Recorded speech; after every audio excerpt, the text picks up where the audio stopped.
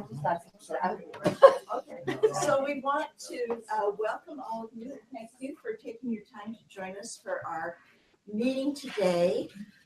We would like to just begin by introducing ourselves, and we'll introduce those at the table. Then we'll go around the room and ask you if you would please introduce yourselves and let us know if there's any particular item on the agenda that you would be interested in giving input or commenting on, and we'll try to remember to recognize you when we come to that in our agenda. So I'm Janet Cannon, a member of the State Board, and I'm chairing the meeting this morning. And we'll go. I'm Elisa Ellis. I'm a member of the State Board of Education also. I'm Sherry Rubin, and I support this committee. Jenny Gravitt, State Board member for District 4. Heidi Norman, Deputy Superintendent of Student Achievement.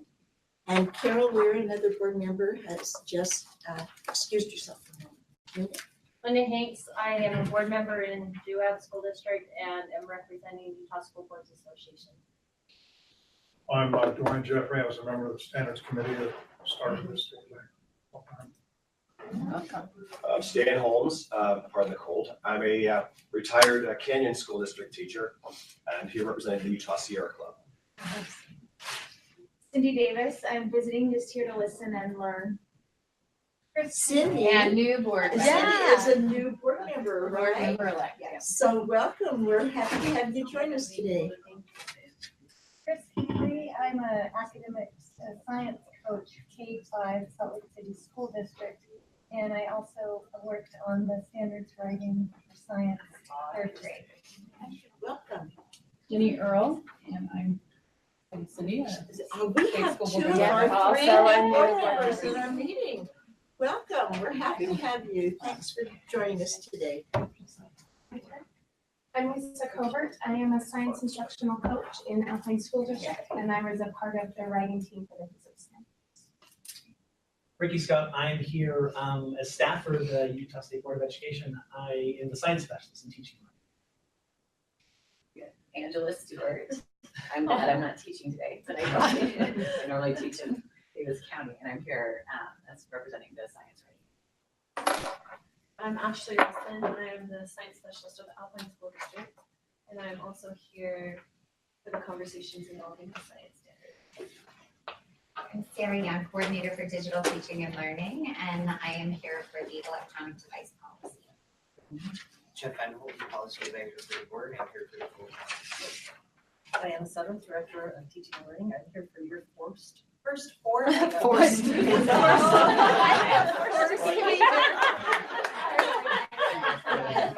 Freudian slip. A couple items in the other committees, okay. Well, now we know why. I'm Vince Newmeyer. I also served on the Science Review Committee.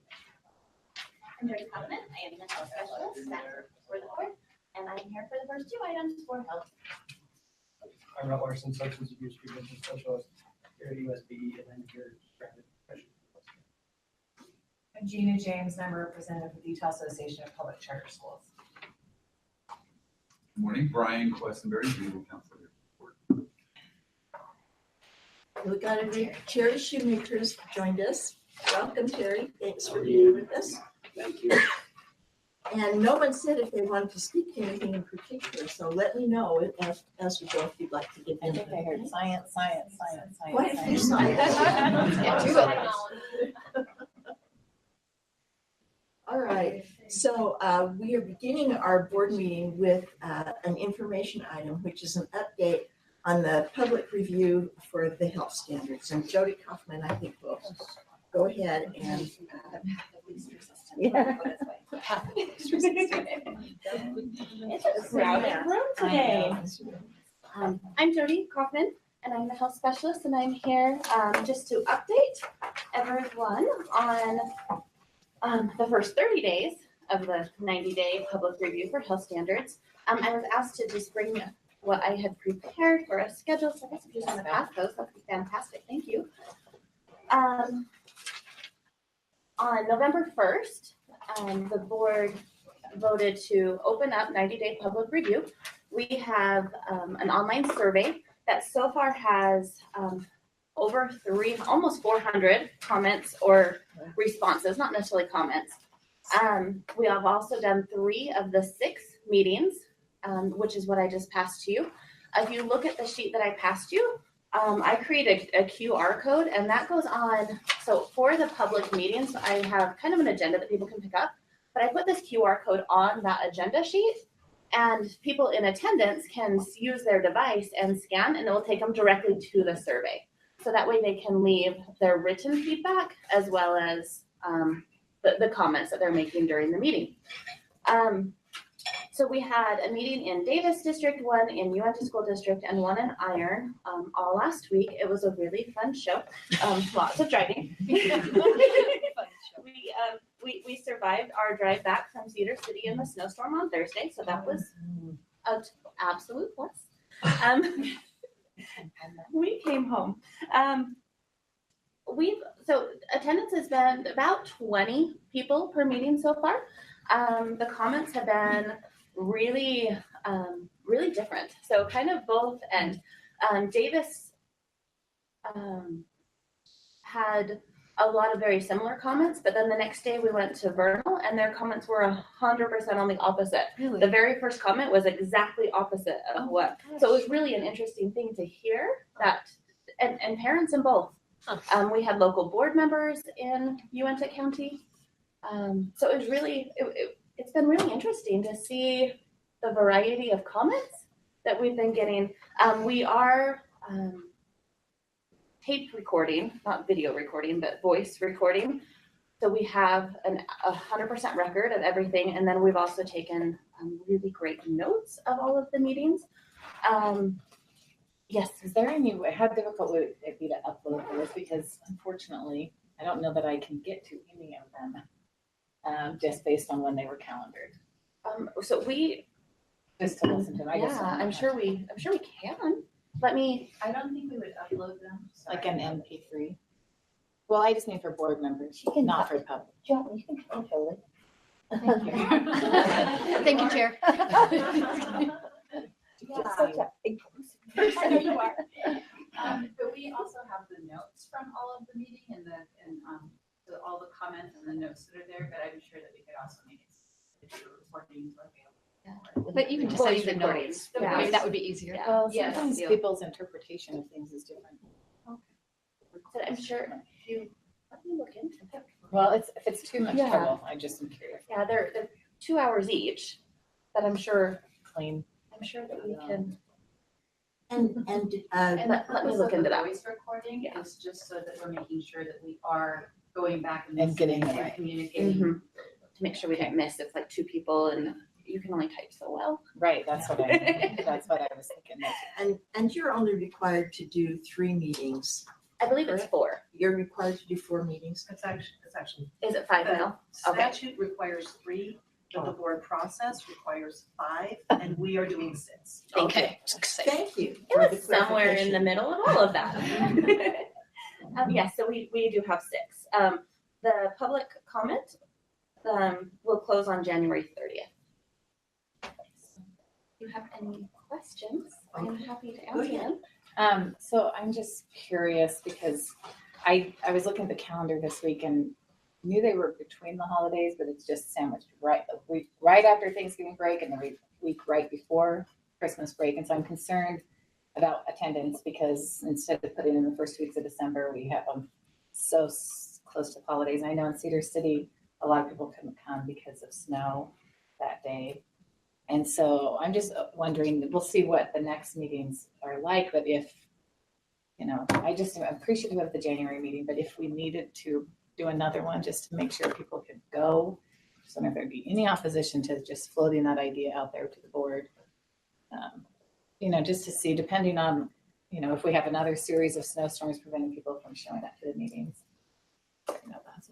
Jody, give us an idea of what kind of response you're getting from people. So you've gotten a lot of online comments. Will you give us an idea of what those comments are, how people are feeling about there's the definitely been more response to the survey than the physical attendance. I said we've had just under 60 people total between the 3 meetings come. and we have almost 400 responses to the survey. So the survey is definitely the more popular method of responding. I've also gotten emails. I have a folder dedicated in my email box that I'm saving all of those. And my response has just been, thank you so much. The writing team will look at this. And Yeah. it's really been. Okay, but how are people feeling though? But, so to answer your question, thank you. It's so mixed. It really is so mixed. There's been a couple really great ones. Someone, and not that they're all great, that was worded so not correctly, but some that have been, for example, there was a misspelled word. Oh. Thank you. But that's like, oh, well, duh. And then a few have been really direct at what if you rephrased something, and they give a really specific example. And do you like those examples, or have they seemed The writing team will look at them. I'm one person. But have they seemed like reasonable? Yes, I think so. alternatives? Okay. And some of it's been just really, oh, that really did. And then a lot of questions too. A lot of responses. There's more general comments than there are specific comments. But a lot of the general ones even are things that go, oh, I didn't realize that's how that could be read. Because when you're in a room working on something, you know exactly what it's supposed to say and supposed to mean. And when someone comes into you and says, well, does that mean this? And you're like, oh, no, no, that's not what that means. So that's been really valuable to hear that feedback from people when it goes to your interpretation, right? Where you were saying how you can interpret things. Sure. I would prefer, even if we had to keep it open, the I don't know what the timeline requires or is limited by, but I'd rather keep the period open for longer. It's so labor intensive to have these guys drive around to meetings where 10 or 15 people come. And given that the response is mostly electronic, I absolutely agree that I want people to be able to. But having 6 meetings scheduled when only 3, maybe more, are required, but I think it's just so labor intensive for staff. So I would prefer that. Elisa. I agree with that. I just am concerned with the dates. I've learned a lesson, and from now on, I'll make sure when science comes, we talk about the dates, because I think you get less attendance when the Monday after a holiday you hold a public meeting and expect people to attend. So, but I had an idea while you were talking, and I'm wondering if it wouldn't be a bad idea to hold some, and not necessarily for health, but in looking in standards in the future.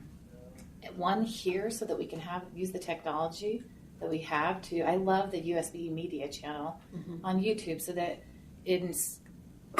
reading is one thing, but hearing people is powerful. And I like to hear instead of just reading reports, because I can't feel their intonation, the passion, other things behind it. And so, here, if we held at least one hearing in the building in Salt Lake with all of the subjects, we have the technology so that we're broadcasting it to a larger audience, and that can be shared, so that people can see.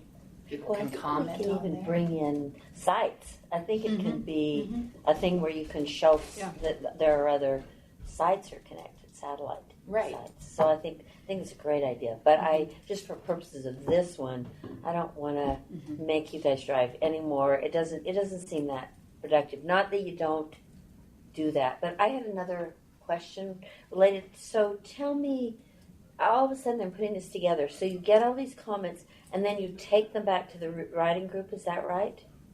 I'll come present that to you first, to the board. But yes, the writing team will look at all of those, all of the comments, and make revisions based off of the comments. Okay, thank you. Yeah. Okay, Jenny. I just wanted to say I was going to suggest, I think it is really labor intensive to have another meeting, and so maybe this one we do have something here and we reach out that way. But I was in attendance at the meeting at the Davis School District, and I just have to say that Jody and Diana were so great to listen to the variety of viewpoints, and I just thought, we are so lucky to have you guys. So thanks so much for just listening so well. And the couple things stood out to me at that meeting, and it sounds like you had different responses that you went to one, but one of the things I really liked is there's been a lot of pushback with the word demonstrate. And for teachers, I'm just like, what's the problem? But a simple statement of, can you change that to demonstrate understanding? I think there was kind of a feeling like, oh, that's what you really mean. And so that's one of the things that came out of that one. And then when you were talking about perceptions of words and where you had the word vendor, for example, I just think it's so good to get this feedback. It was the word product. Product. Yeah. Right, but they assumed it was vendor. Thank you for correcting me on that. But they didn't assume, but to them that meant vendor. So I think, and see, look, it's already stuck with me. I assumed you put vendor. So anyway, I just wanted to thank you and say that even though it was a small group, they had some really important things to say. Absolutely. So thank you. Well, since you brought up the idea of terms and terminology, maybe this is a time that we can just segue into our next agenda item, which is the health standards terms. It's another information item so that we can go ahead and get your input on responding to some of the terms that people have had concerns with. And I will say, in Davis District, it wasn't Davis District, they held the meeting in Davis, but at the first meeting in Davis District, there was a parent that wanted to know the terms, so we were able to tell her, we're talking about those and working on them, which I thought was, it was great timing. Last month at this committee meeting, there was a request to go back and really look at code and see when these words were already in code. The way I chose to update this for you was underline the changes. That way you can see what was added, like you would in a rule or something. I would, upon, when after the result of this, when this gets published, those wouldn't continue to be underlined. This is just an easy way for you. Some of the words have multiple definitions in code. Abuse, for example, has a lot of different definitions, which was interesting. Some words we were really surprised don't appear anywhere in code. Jeff Van Hol, our policy advisor, was fabulous, and he just have to search every term. Well, yes, we did. So staff, my support staff, Crystal, and I went through all of the words and looked, but then Jeff kind of proofread for us and double checked. So we did get another opinion. So this is what we came up with, and if there's any feedback, I'm happy to take it. Oh, Elisa? So I see that you didn't change the sexual abstinence definition. Is that not defined in code? I thought it was. Really? That's surprising. Child pornography, but not pornography.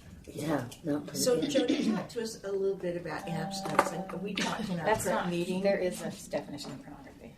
Well, there is a definition of pornography, but it's narrower than we probably want it to be. That's one of the challenges. I wish I could remember what it is. It's in the criminal code. Will you talk to us a little about Utah being an abstinent state and what that means and where that shows up in the standards? So, Utah's abstinence-based, not abstinence only. Okay. So that means that we would,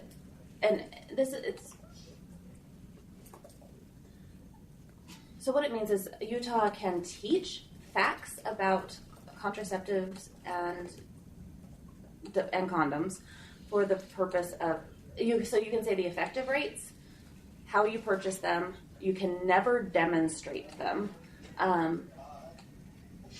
and you could, so basically you could say that a condom is this % effective at preventing this. They can be purchased at a drugstore or pharmacy over the counter. A birth control pill has to have a prescription, although that's changing, but right now it's still a prescription, and you have to see a physician. And it's this % effective against pregnancy, 0% effective against STDs. That's what they're allowed to say. So I just want to say, is there somewhere in the standards that we say Utah, there's a tenet in Utah that we believe in abstinence? Abstinence before marriage, fidelity after marriage. Yes. Where does that show up? So it's in law, so it's not in the standards because it's not. It's in 70. But it would be, so the code for that would be 53G 10-402.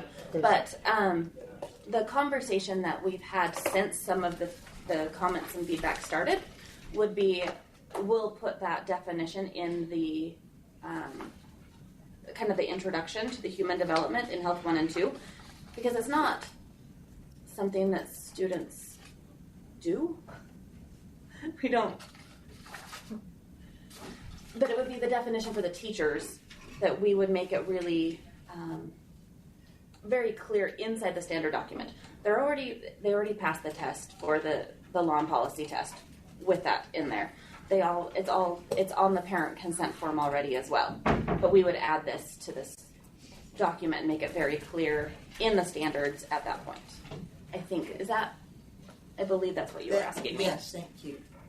And is it accurate to say, Jody, that abstinence-based means that you can provide factual information? So Yes. what you were trying to what you were explaining was we can give them factual information, and we don't advocate for the use. but you don't advocate for or against the use. Or I guess you do advocate against, or do you not? I mean, and to use maybe this is a bad example, but you can purchase, an individual can purchase condoms at a pharmacy or a drugstore, but and you could also say, but we know they're not 100% effective, and they're not effective in preventing STDs, but they're also not 100% effective in preventing pregnancy, and we don't recommend it. What a teacher is trained to say is that the only 100% method of preventing pregnancy and STIs is abstinence. Okay. All other methods fail to some extent. So that's the trained answer. Would a teacher go on to say, we don't recommend that you use condoms, or we do recommend that you use condoms? No, that would be beyond factual information. Correct. And you don't tell them where to purchase them? So you can say whether it needs a prescription or not. Okay. You wouldn't say go to Walgreens. Yeah. Because it's my favorite. but you could say, there. but you would say that the hormone devices, birth control pills, patches, IUDs, rings, all require a prescription from a doctor. Okay. And the barrier methods do not require a prescription. Okay. Would you? Yeah, I just have a question. Do you also address the like the hormonal concerns with some of the prescription medications? Do they also go into that so that women know the risks associated with some of these things, or are those? So that's curriculum that's determined at the local level. I have seen a lot of the presentation. So many districts and charters as well, have a local education agency approved presentation, so like a PowerPoint slideshow, and every teacher would give the exact same slideshow. Okay. So a lot of them do that. The factual end of it as and well. the ones that I've seen, yes. Okay. They include it's kind of like pros and cons. How they word it is theirs. But as far as I don't determine that in this office. Right. You were just asking about advocacy was the dialogue. So I just wondered if that was also part of that. The ones I've seen have, yes. Okay. Did that answer your question? Okay. Okay, Lisa, to you. So on abuse, you said that there were a lot of definitions. So is this a compilation of all of those? This was the How one. did you decide? This was the one that we've, in looking at the other ones, this is the one that felt like it had the most to do with health education, and less to do with domestic violence or things that health wouldn't cover. Okay. It seemed like the best fit. Okay. And sorry, another question. And then on addiction, you don't have any reference to addiction to pornography? Sometimes there's sexual addiction. I know that I don't remember how the code's written now with how we're supposed to address pornography. But aren't we supposed to the harmful effects, which would be kind of that's all it they says. don't talk about addiction. It just says harmful effects. Okay. The compulsive activity or use of substance, so it could be compulsive activity. So it could be like encompass. technology, but do you not deal with like addiction to technology? So okay, I'm just wondering if we want to broaden that more. Okay. I don't have I'm going to think about it, so we can still. And I can't remember if the help from the science are blending for me, so I am sorry. But Like one add of in the behaviors, addictive addictive behaviors. Yeah. One of the other ones I had when we were talking about the definition of pornography, which is in the code, but I was concerned that usually our thinking is beyond what is actually technically pornography, and maybe this is from the health or from the science standards. I'm sure it's fine. No. I think that Ricky would. I think Ricky is really happy that this one falls into mine and not his.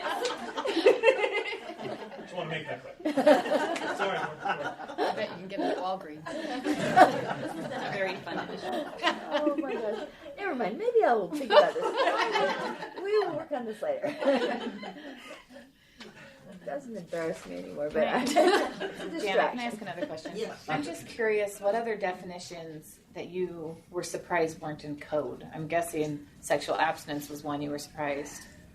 Although I think some people think that it's in code based on the fidelity, that abstinence before marriage, fidelity after There's marriage. no abstinence means Right. X in code. What about what are some of the other definitions that if you can think of them? I'm just curious to see if there's something we need to recommend. If it's sometimes when things aren't defined, but it's in some of the legislators believe it is, and then we interpret it differently. Then we can make Pornography in the sense recommendations. that There was no pornography means these types of things. It was more pornography in relation to an act. So it became difficult to find anything in code that would be really relevant for that. I feel like there was a section of code, I'm just failing to remember where it is so I could look it up, but it talked about implicit behavior, explicit behavior, and then there was a pornography, but it feels like it said pornography is, this section of code, this section of this section, if I remember right, but I'd have to go back and find it, and quick search. You mean you said that, and you said it's that way in the code, you believe, or Yeah, so that's the only one that there's sounds as this, the child. Right, but that's child pornography, and Well, the one but I saw then- wasn't specific to child. yeah.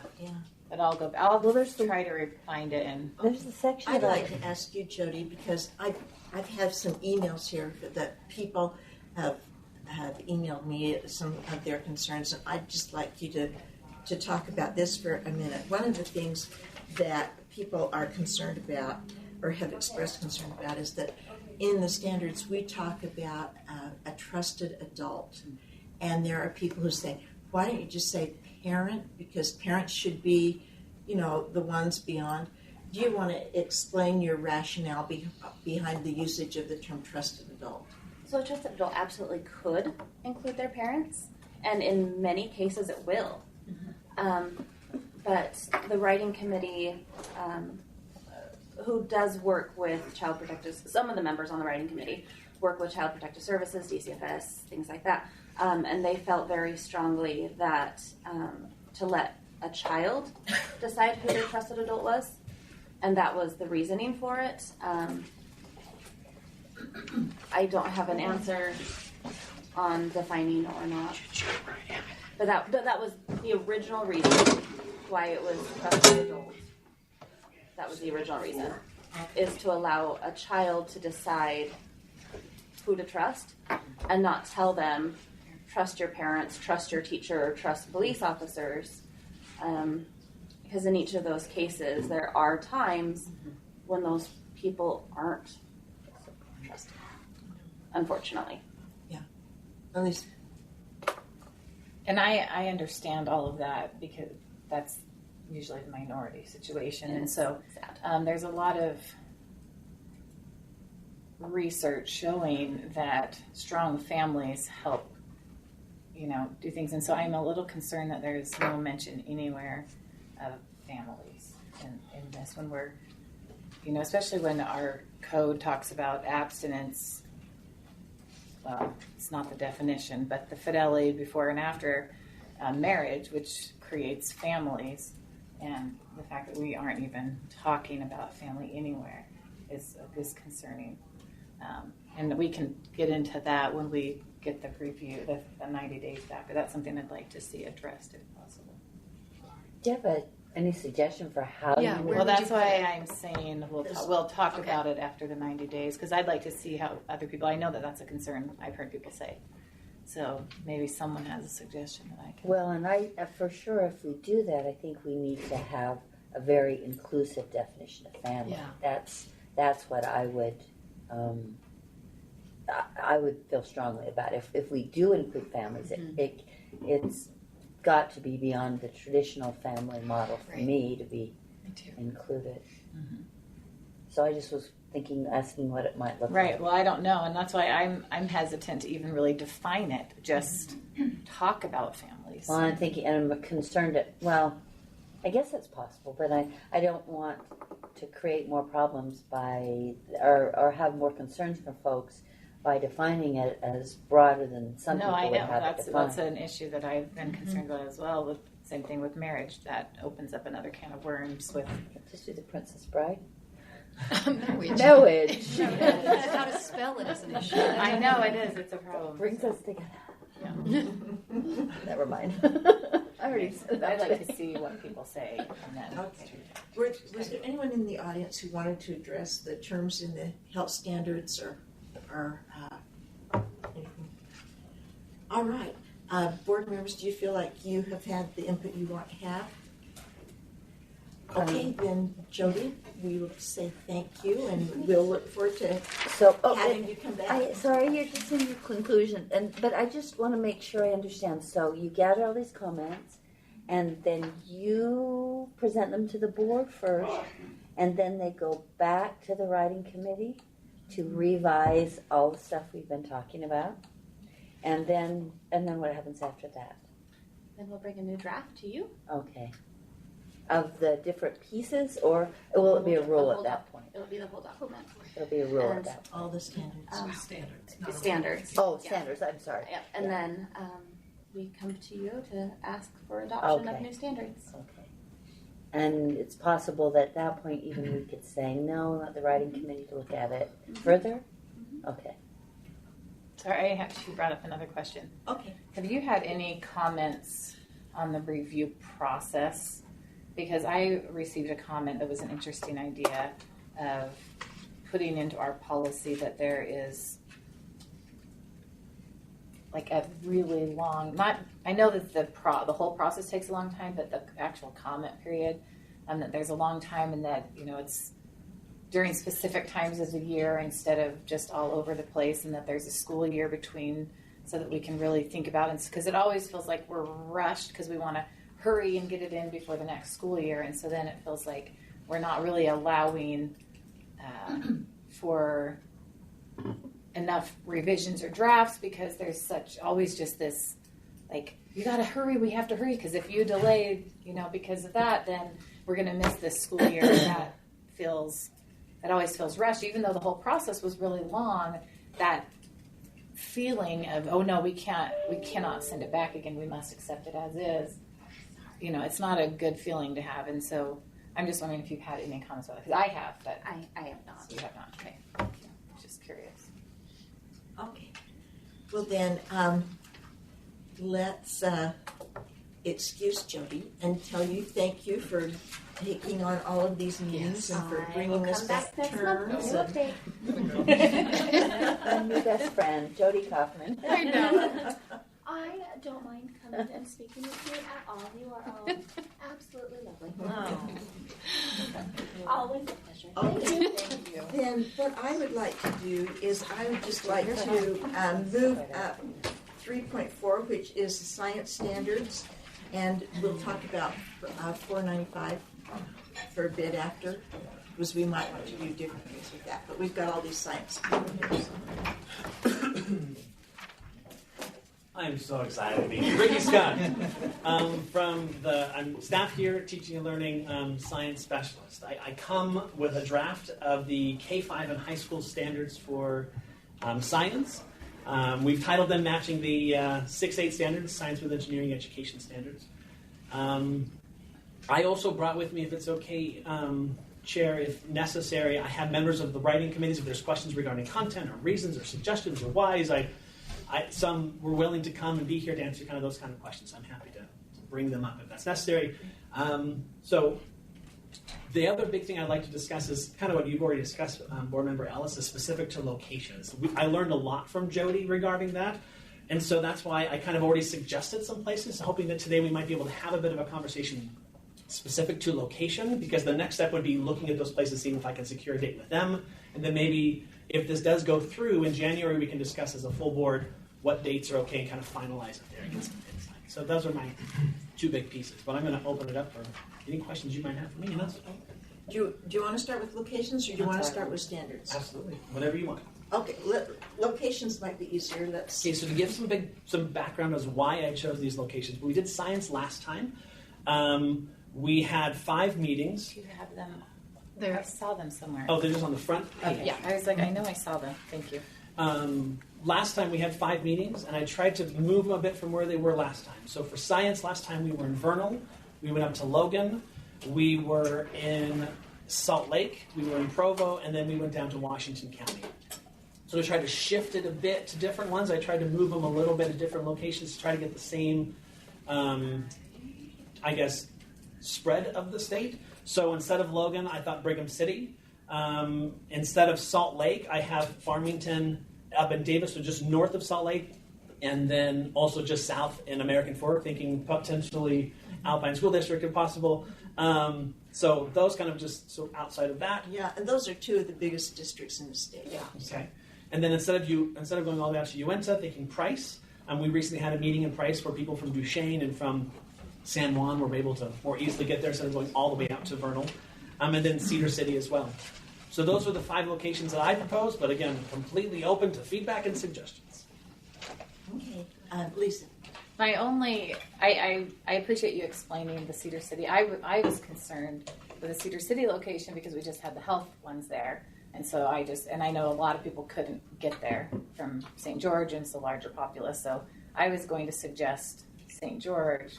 I can see the reasoning behind. There were a lot of people from Cedar last time that were kind of had that same emotion. They were like, oh, why isn't it here? So, right. But I was thinking in context of what we just experienced not years ago.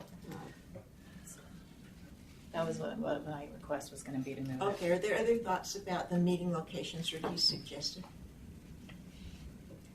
Thoughts from the audience? Well, Linda. My only thought is by keeping it in Cedar City, it's a little more central to your central Utah rural districts, because I don't see a lot of other rural. You're bringing in Price, which brings in kind of that east, but yeah, central Utah is more central to some of those rural and St. George can come up. So. Right, and I'm concerned about the Wasatch back because Price is not close to like a lot of my districts: Wasatch, Daggett, North South Summit. Anyways, but I don't have a location suggestion. I just would like to, because it's a long drive, especially in the winter.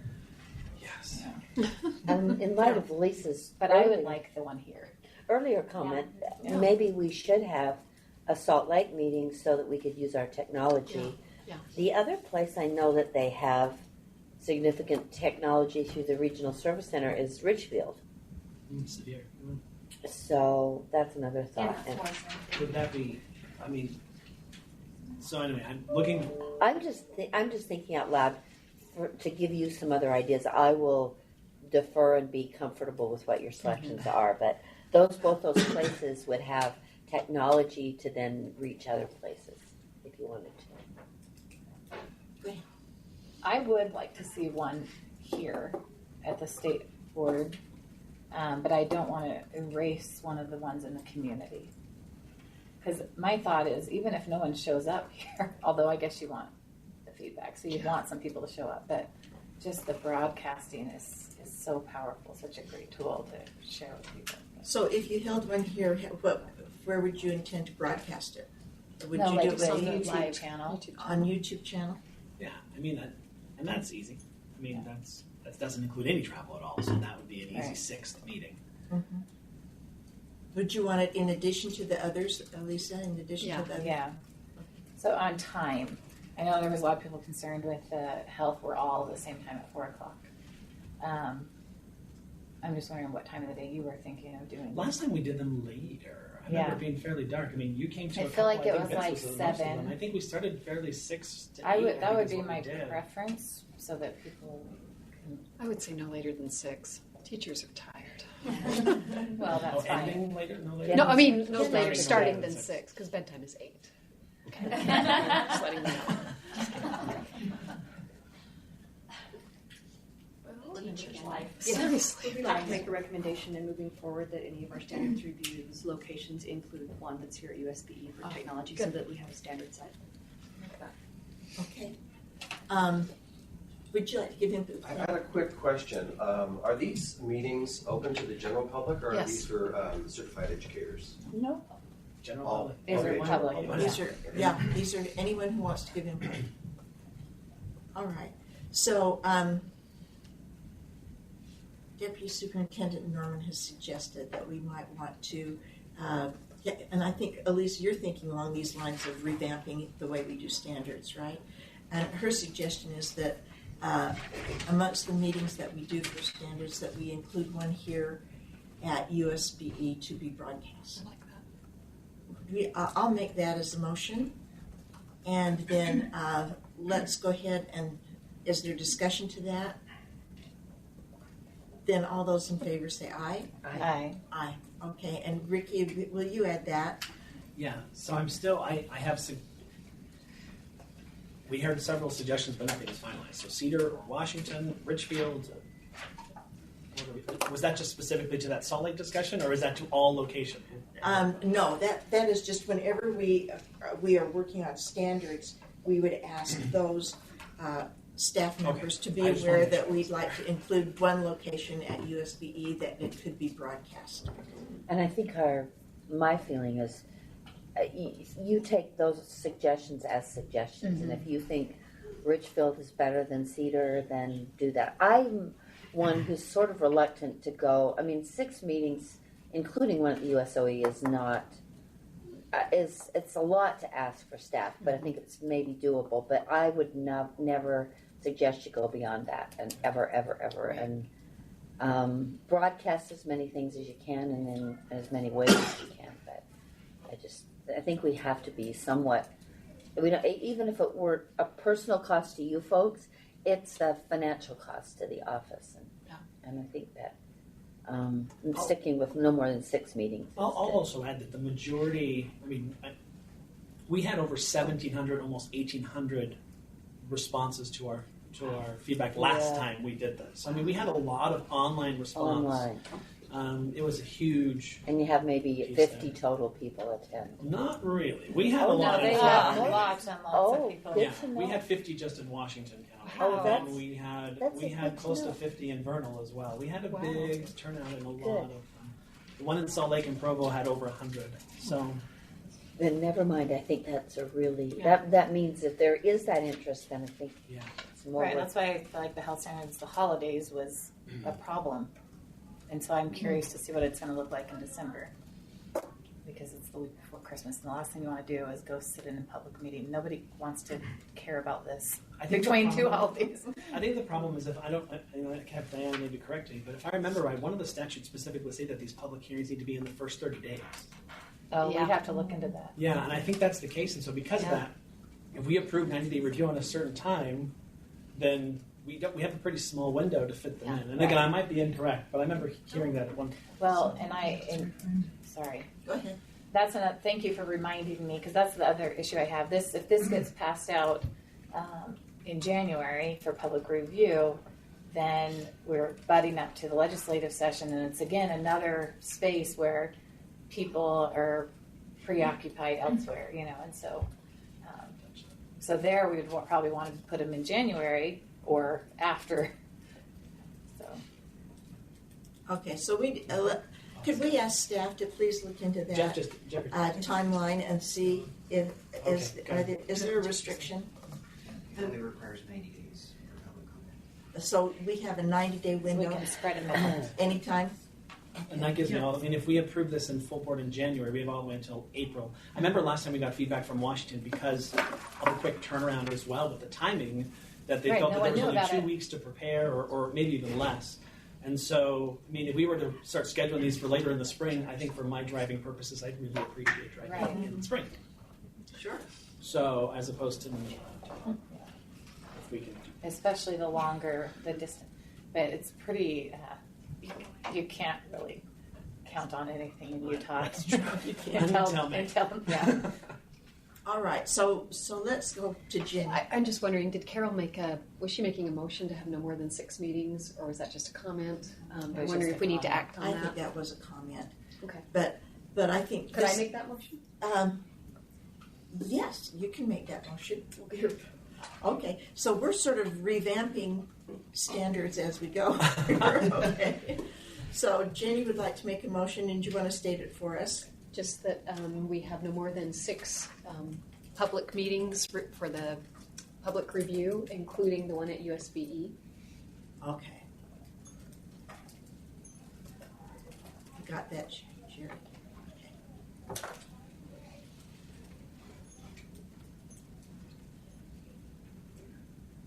Okay, so I'll place that motion. Is there discussion to the motion? Yeah, I'm hesitant to support this because there may be situations where we might feel like we need more. I'm happy with the 6, but I don't want to put it in a hard, fast rule. Oh, I understand. Anyways, so that's just my thought is concern looking forward. Anyways, but if I vote no, it can be discussed in the full board and I can think about it for a month because right now I'm just right. I'm just thinking in terms of cost and expense and feasibility. It just feels reasonable, but I understand that. We've already added 2 more than statute required, which is good, but I hate to just say we're not going to, because there may be standards that really need more. And I kind of like the idea of spreading them out so that, although we're not changing them in between, but I was just thinking, I would like to see public comment between each draft so that a lot of people can go in and see things. Okay, so, well, I think they said statute requires 3, so we're doubling that. It seems like going more over. And also it seems to me like in our current world with technology, we are getting, we're reaching more people through online efforts than through these specific meeting efforts. So I think both those be okay. I will place your motion, Jenny. All in favor? Aye. And opposed? No, sorry. So this motion will fail 2-1 with Carol being absent, but we'll have that on the record. And it can be a good discussion Yeah, board I think meeting so. to see what people think. Okay, and then so let's go back to addressing Ricky's needs for these locations. I will make a motion that we hold meetings for science standards, public comment in Brigham City, Farmington, American Fork, Price, and Cedar City. Did I say Cedar City the first time? No, you didn't. I said Brigham. You said Brigham. Brigham City, okay. As well as one at USBE, and place that motion. Okay. Is there discussion to the motion? Those in favor say aye. Aye. You have a quorum on that, Ricky. You can go. And again, we can still keep it flexible if the full board decides to do something different. But again, at least that gives me some perspective to start setting some dates potentially. Okay, so the locations. Sorry, can I have Yes, a request? It would be nice if you did have, with the backup document, if this passes out today, have suggested dates so that can be part of the discussion because people, I know there was opinions about it. So in moving forward for the January, yeah, absolutely. Just when just the backup documentation, have your suggested dates. Okay, so that moves us to the other portion of Ricky's item for us today, and he has here a draft of the standards for K5 and 912 We have a lot of people who've worked on these. I read through them and thought, man, these are a lot different than what I learned. I felt like I was in the dark ages. But what they say that knowledge in the world increases or doubles every few years, and so here we are trying to give our kids some of this amazing information that is put forward in these standards. So I'm looking for comments, concerns, questions from board members about the standards in specific. So I'm wondering if we can hear from all the people in the room, and then we can that can help us with questions. And I'd also like, before we start, I forgot the other one. I'll think of it. That was my request. Is just that we hear from the public. You'd like to hear from the people in the room. All right. Did we have people who are willing to give us input on this? If that's what they were here for. Okay. Go ahead, Vince. Yes. I'll come to the table, would you please? Okay, sure.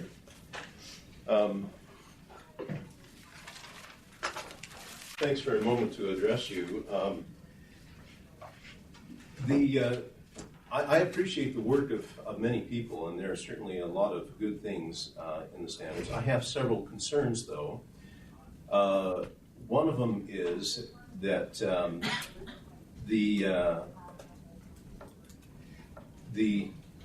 there are two major concerns. In general, I have concerns with some of the content on certain aspects. There's a lot of good content, and there's content that I think needs to be reconsidered. Another concern I have is that these standards have, with the next generation science standards lead, have confused teaching methods with teaching standards. Science standards are standards, not methods. And I have no problem with some of the things that are recognized as useful for educators. But I think that we're headed down the wrong road in that area. The other thing is that there's certain aspects that I think need to be reconsidered. I made a list of some of the aspects that were getting back a little bit. When the Review Committee on Science Standards was formed, Laura Belknap says, I want a list of the things that are problems with the current standards or out-of-date issues, and let's move forward on them. The Standards Committee did not really consider that at all. All they did is say what standards we want to adopt in Utah, in essence. And in these standards, as I have seen them put forth here, the concerns that I addressed in that meeting are only aggravated further in these standards. So rather than take a lot of time and beat them back and forth, I just want to share with you two things. One is I want to share what my original concerns were to the tripping over everyone here. In the Standards Committee, because like I say, none of these have really been considered or addressed. I'll leave one for Carol there, and here's one for Elisa. The second thing is, I want to give you just, it's one thing to say that there are issues, and it's another thing to actually point a couple of them out. And so I will do that very quickly here. For instance, one of the things that is an issue is I think when I was in high school, I always loved science, and when I was in high school, the science magazines there were full of information like prepare for the coming ice age, and why do we have so much concern now for global warming when apparently that ice age didn't develop, or did it actually? There is evidence that there is a warming of less than 1 degree C over the past 100 years, but the warming trend has actually gone flat. And in a sense, maybe that the science that I saw there in my high school days was actually panning out. I mean, we go through cycles. It's been hotter than it's been, and it's been colder than it's been. And so I think that there are a number of people who want to use science now not as an issue to look at concerns, or I should say, look at data and evidence, but they want to use science to manipulate society, to create changes in society. So that's one issue. Is there a specific standard that relates to? Yes, there is. Okay, can you point that out to us? I don't have that one in front of me, but I will be glad to get that to you. Okay. Although I will, the next part that I want to have a show concern over is the standard Bio 4.1, which is really the heading of a number of these. And let me give you, in that standard it says that all life, paraphrasing, there is a common ancestry of all life, and this is shown with multiple lines of evidence. And we could go through those evidence, and I could actually show scientific papers, peer-reviewed scientific papers that give a different perspective on this. And one of these issues that I want to bring up real quickly is you've probably heard it said that human DNA is only 2% different from chimp DNA, our alleged common ancestor, closest common ancestor, our cousin.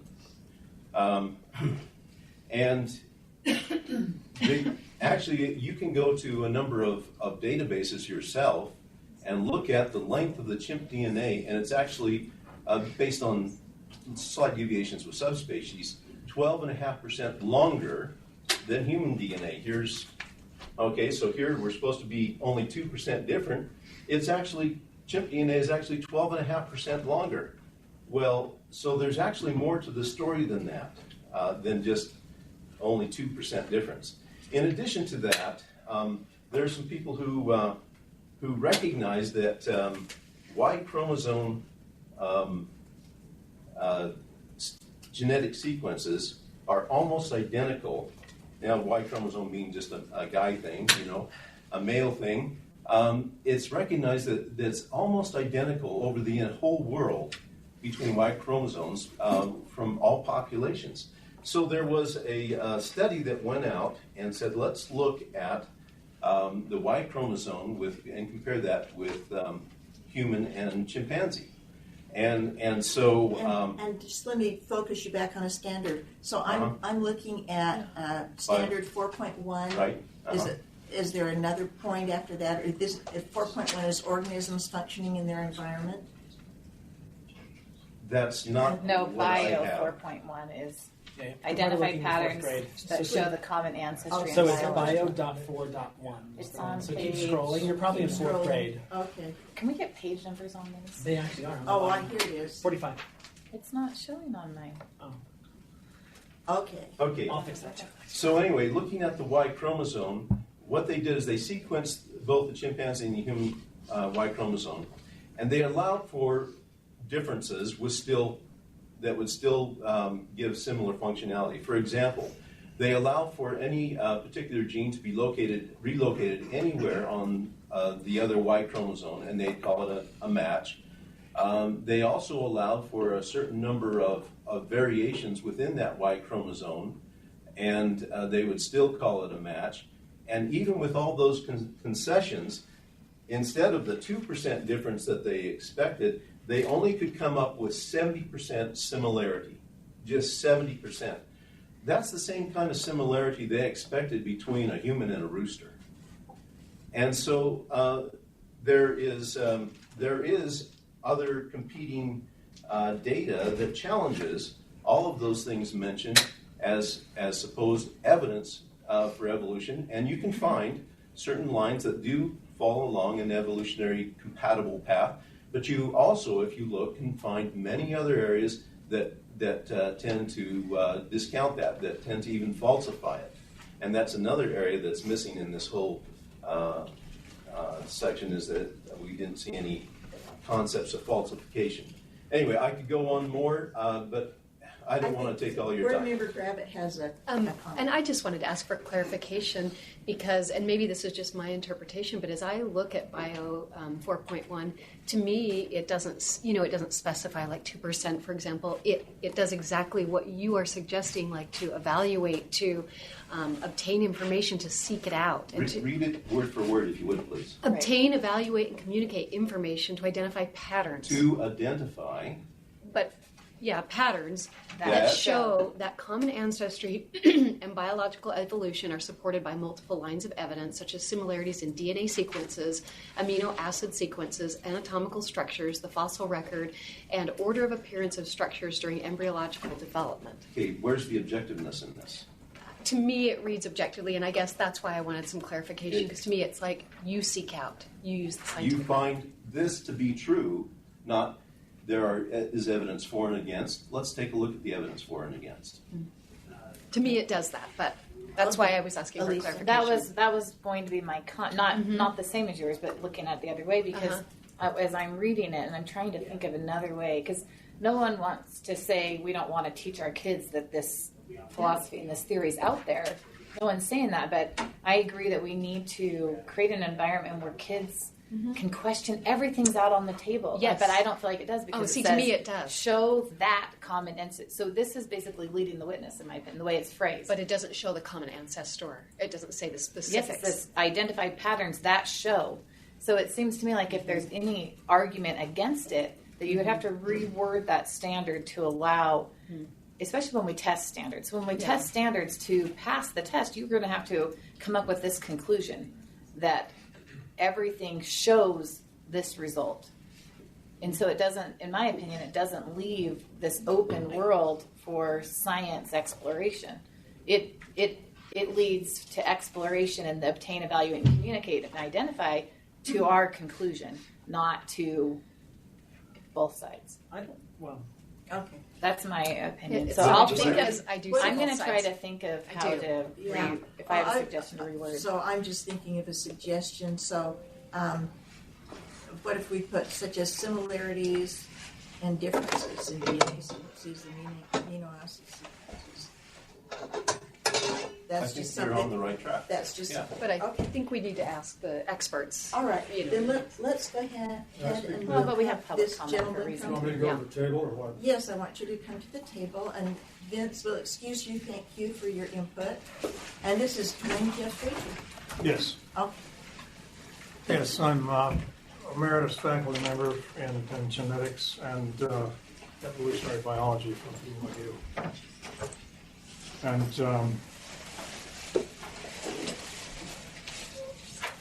this is not the place, I think, to really go into a lot of molecular DNA, a lot of molecular genetics. Mr. Neumeyer is correct that 2% thing got kicked around early on. It was based only on the protein coding genes, not the entire set of genetic systems. And that got picked up by the media and blown vastly out of context. I reflect on a book written by an ethicist that said, what does it mean to be 98% chimp? And he said, please remember you're also 23% banana. Right. Right. That gets to the question of what do the differences really mean? Right. And it's just to get to the comparison thing, I guess. If you look at the comparisons, humans are most similar to chimpanzees and bonobos. The next closest one is gorillas. The next closest comparison to humans is orangutan. It's not roosters. They have a totally different system. Then the next closest is the lesser apes. Well, that precisely fits the story in the fossil record as to the developmental time when all these organisms showed up and split from common ancestry. There's a reason that we push common ancestry, and that has to do with the fact of medicine, conservation, everything else. But people need to know that their genetic system is the same genetic system as every other form of life. It happened, possibility of RNA viruses accepted. But our whole rationale for conservation biology, for instance, for experimentation in medicine, have to do with the fact of the commonality of the genetic systems of all living things. That's a powerful concept. And we can then look at the relatedness of that, and the relatedness issues, as I indicated, fit the fossil record right down the line. Evidence against? Yes, there's always evidence against. But the concept of teaching, the evidence for and the evidence against, is a buzzword. It's been used all across the country by anti-science, creationist groups, intelligent design groups, to try to put their own material into education systems. And the courts have not found that a particularly persuasive argument. Okay. Lisa, you have a question? Yeah, I just had a question about this. So, first of all, I want to say, just because someone looks at something differently, I wouldn't call them anti-science. I think we just need to be cautious to not throw things like that around. But my question on, you said that we push common ancestry for medical purposes. And so, to me, aside from the statement that you made about anti-science, that it would benefit people to see, the similarities and differences. So when you're talking about how different the human DNA is from the rooster, to me it seems like that would be a positive thing for students to be able to see those similarities and the differences between different species. And if I'm not using correct scientific terms, please forgive me. I'm not sure I'm following where you're taking at. Well, just without using the correct terminology, we were talking about how we were similar to a chimpanzee, but completely different than a rooster. And to me, it just seems like it would be good, because sometimes people take this theory of evolution and it's like people jump saying, okay, well, we could have turned from here to there. I'm talking about laymen that aren't looking at it from a scientific perspective. A lot of people are like making big leaps, like we can evolve anywhere. And so to me, it seems like showing similarities and differences would be a benefit. Well, I think that might get to which level of education we want to be discussing. There's a tremendous concern right now about the Chinese chap that just genetically engineered a couple of little girls. And that's not just a dispute among the ordinary public. It's coming from the scientists themselves. The science tends to be self-correcting. They argue about things as vehemently as anybody you might mention. But it is self-correcting, and when we first got into the big series of DNA and molecular and genetic engineering, it was the scientists who got together and said, look, we need some rules on this at the Asilomar conference back in the 80s or so.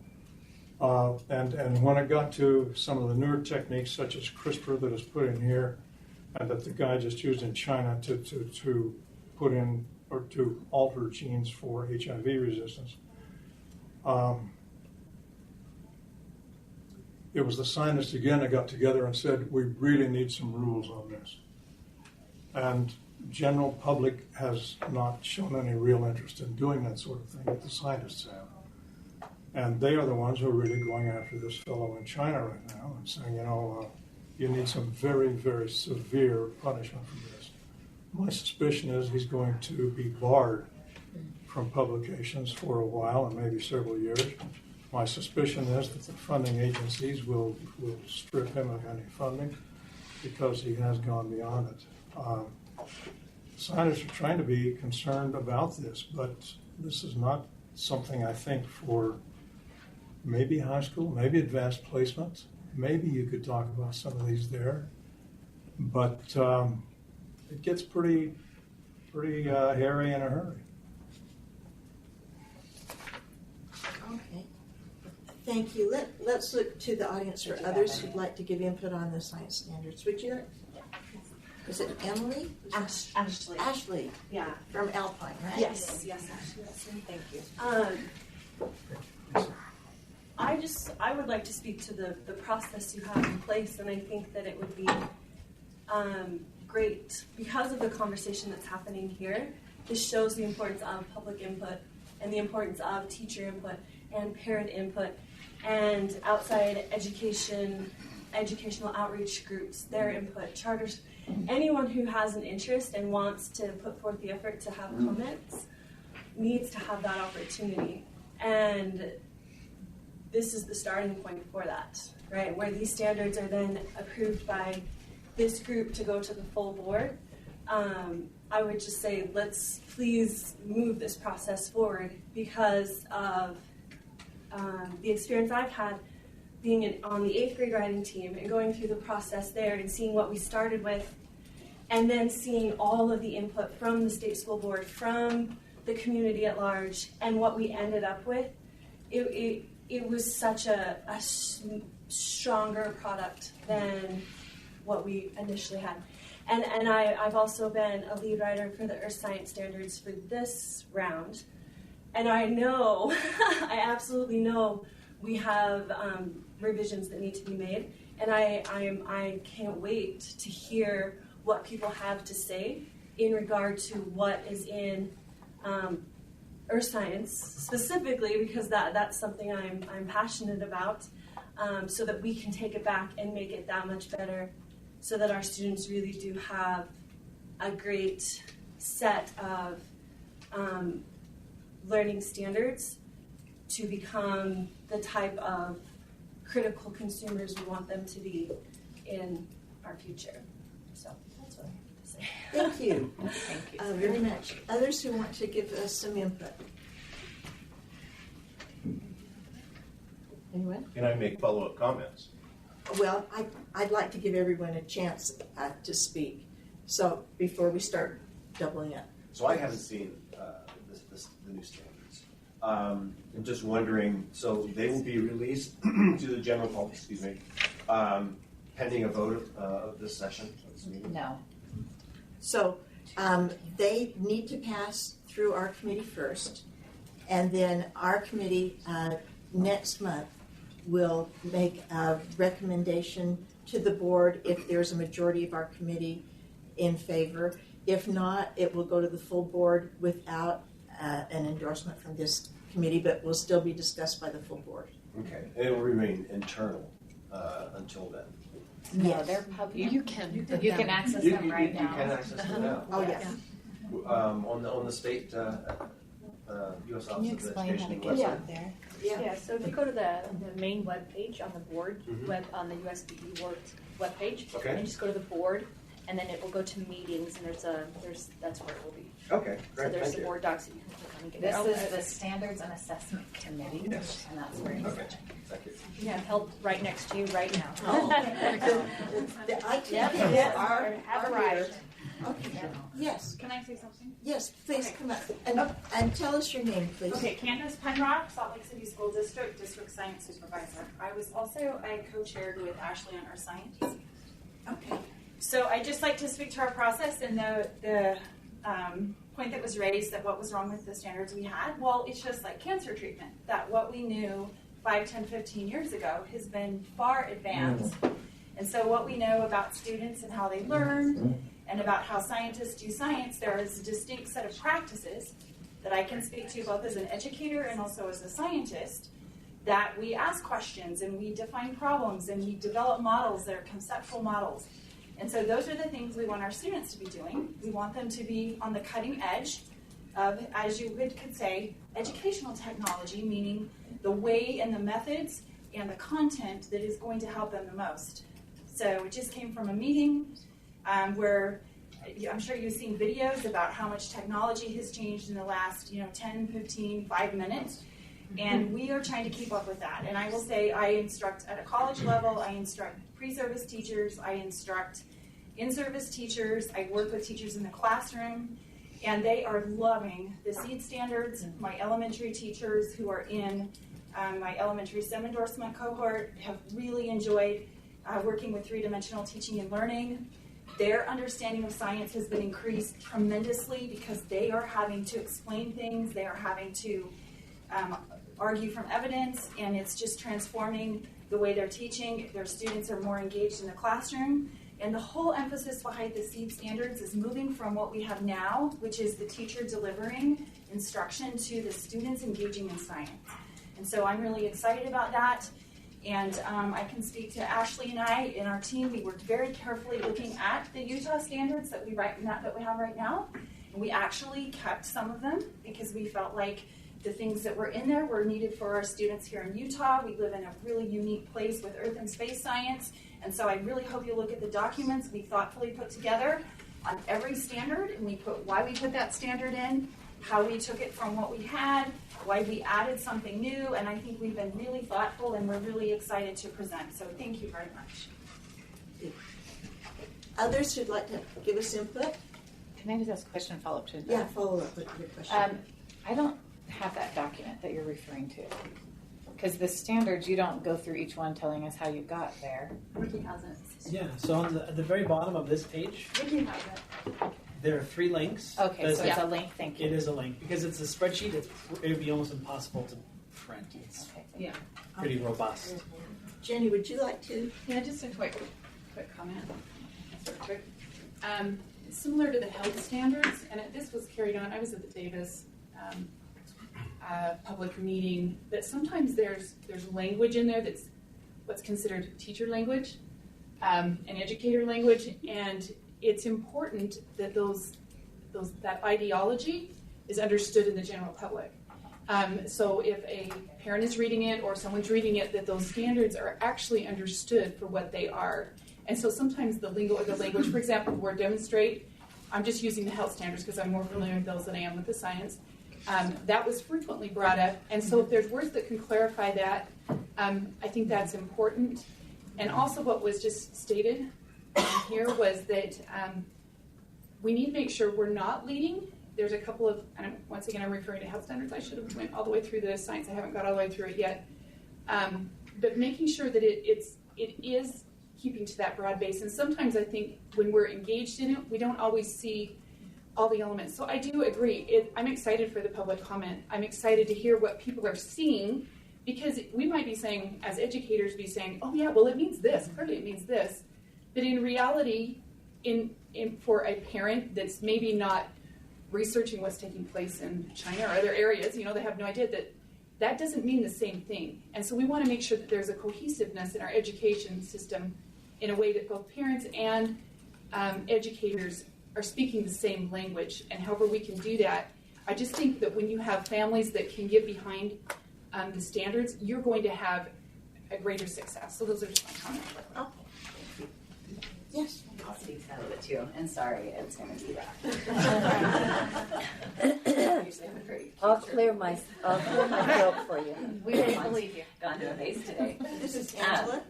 So yes, Angela Stewart, and I am Thank you. a science teacher in Davis School District, and I was one of the leads on the biology standards. Speaking to the language thing, there is a language that educators use, but there's also a language that scientists use. And we want to make sure that children in the state of Utah understand what that science language is and what's inherent to that. And it is kind of its own set of things. And I think a lot of those terms get misinterpreted by the public, where science has this specific way of using that language, and the public doesn't always understand. And so our hopes is that in moving this forward, we can help the public come to see where science is and what the nature of science is, and helping our students also have a better understanding of the nature of science and where that leads. And I think some of the concerns come from we have to open up to all these other ideas. We do in science, and that's what the nature of science is. We're always open to ideas. And the entire purpose of science is actually to work to find a way that something doesn't fit. And if it doesn't fit, well then it still works, and we're constantly working through that process. And the nature of science also is inherent that it has to stick with the natural world. That's what science is. And there's other aspects of knowledge that exist, and we try to help our students understand that, and it's okay to have those aspects of knowledge in your life, but science has to be within this natural realm. This is where we can stay, because that's what science is. And it's wonderful, it's amazing. And in your personal life, you can fit that in. in other ways of knowledge. But for science, this is what we have to do. It's what we're limited to. So helping the public understand that as well, I think, is really important. So. Okay, thank you, Angela. Terry. Thank you. Terry Shoemaker, the Executive Director of the Utah School Superintendents Association, and I represent the School Boards Association too here, as well as at the legislature. I just wanted to, I thought and listened carefully to this. How long have we been working on these standard revisions? They were first approved to move forward November of 2017 to open up for Standards Review Committee. Standards Review Committee approval came back in April. Standards draft started in May. I think that's all my point's going to be. Okay? This is a long time coming. And prior to that, how often had they been reviewed? The current standards for K-5 and 9-12 have some variability. Some were as recent as 2010, very few actually, K2 and Earth Science. The rest, most recently, were adopted in 2002, but those were really just minor changes to what was available in 94, I think. I could almost rest my case. Yeah. It is time for us to look to the significance of how the world has changed, how technology has changed the world, how this is influencing how kids learn, and what will be the role and influence of teachers as they integrate this with the changes in science that are being suggested here. They're going to learn one way or the other. I would like to suggest that with the correct standards, and you're trying to get to the correct standards, that's the best way for the kids to find themselves and feel their way through all of these significant changes over time. So I'm urging this group to move this process. I think our teachers need it desperately. Well, and I think it also speaks to Elise's idea that we look in the standards at a broad way, because it's probably been way too long since we have updated these, and that we may need to look at a different way of addressing when we update standards. That's it. Yes, will you come forward? Okay, I'm Lisa Covert. Thank I you. am an instructional coach, and I just switched to that role. I had been teaching in a classroom up to that point in time for 14 years. And I lived, because I was a middle school teacher most recently, I have taught high school and middle school students. And I was living teaching when the 6th to 8th grade standards came out. And I had gone through other standard changes and different things throughout my years from when I taught. And this, living the 6 to 8 change and the significant changes in how they were written, was the first time that a change of standards truly made a change within my science classroom into what my students were becoming as a scientist instead of as a science consumer. And to me, that is one of the biggest shifts of changes, of needing a shift and finding a better need and fit for our students within our classrooms. Because so much up to this point in time has been about what our students know within science, instead of what our students can figure out, develop, use, and truly become a consumer and user of science as a practice itself. And the difference that these version of standards have made with my students was gigantic. When you walked into my classroom, it was a different classroom. As I see teachers, as I work with them now as a teacher of teachers, and as I see teachers make these same changes in their classrooms, it's phenomenal the difference of a student that these standards have the ability to create, and the excitement of my high school teachers that I talk with them to be able to have those type of standards in their hands. They're just waiting. They want to see what is coming for them. And that's what I have to say about that. Thank you very much. Okay. Others who would like to? Elisa, you want to make a comment? No, one of my concerns of the way we're writing standards now, and it's not just science, it's all over the place, is we're putting teaching methodology in the standards. And that's why the teachers like them, but because I heard it with math, I heard it with English, I heard it all over across the board, that embedding these methodologies into the standards like reignites this passion for teaching and a lot of people, and you hear things like it changes your classroom. I just don't think that that's the only avenue to get there. And I have concerns, and I'm going to step outside of science and get to math with embedding the methodology into the standard, because then it creates other problems where teachers are somewhat linear in thinking because we've now identified how they're supposed to teach to some degree, and sometimes it's great, but other times someone may have a different idea. And so I have concerns about it, and I think we could take both paths at the same time without always embedding that methodology into the standards, that it could be supporting documentation, other things. Anyways, that's one of my biggest concerns. Answer that for science. Yeah. Again, okay, sorry. So it's not so much that what's in the science standards we're teaching that is for teachers.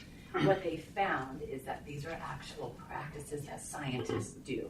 So it became this whole other aspect of like, this is what the kids need to know, because they need to know how to be a scientist. Not just what scientists know, but how to be a scientist. And so those are the methodologies, I think, that sometimes are getting a little bit confused. We're not trying to tell the teachers what to do. Right. We're trying to tell them you do need to teach them what scientists do. That's at least one place we're trying to go with it. Sorry, can I just follow up to that? All right. I appreciate that. And I don't have a specific standard in front of me right now. I just remember with the 6-8 standards that sometimes that was a transfer to, similar to that Bio 4.1, that she and I read completely differently. Now I'm mimicking whoever's voice that was. Was that you? Because now your voice sounds better now than mine now. It like transferred onto me. But that sometimes they end up kind of leading, and then we test on that, so then it further leads us to a particular conclusion. When we say, so it's the same thing with verbiage that we're talking about with this demonstrate or analyze to show, and then we're saying to show that global warming or to show whatever it is, instead of this give and take of the for and against side of whatever it is, so that kids can explore all possibilities. I mean, is the center of the earth, has anyone ever actually reached the center of the earth? Like, we have evidence or lines of thinking that show this line of thought, but what if,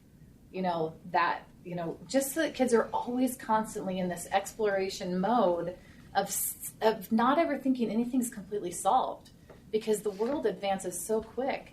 And just like Vince talked about, that we were moving into the ice age, and then there was the acid rain period. Like, if you just go back decade after decade, there were all these different pools of thought that permeated society, and everyone thought that we were heading these certain paths, and then we move forward 10 years and it's like, oh, well, now we're heading here.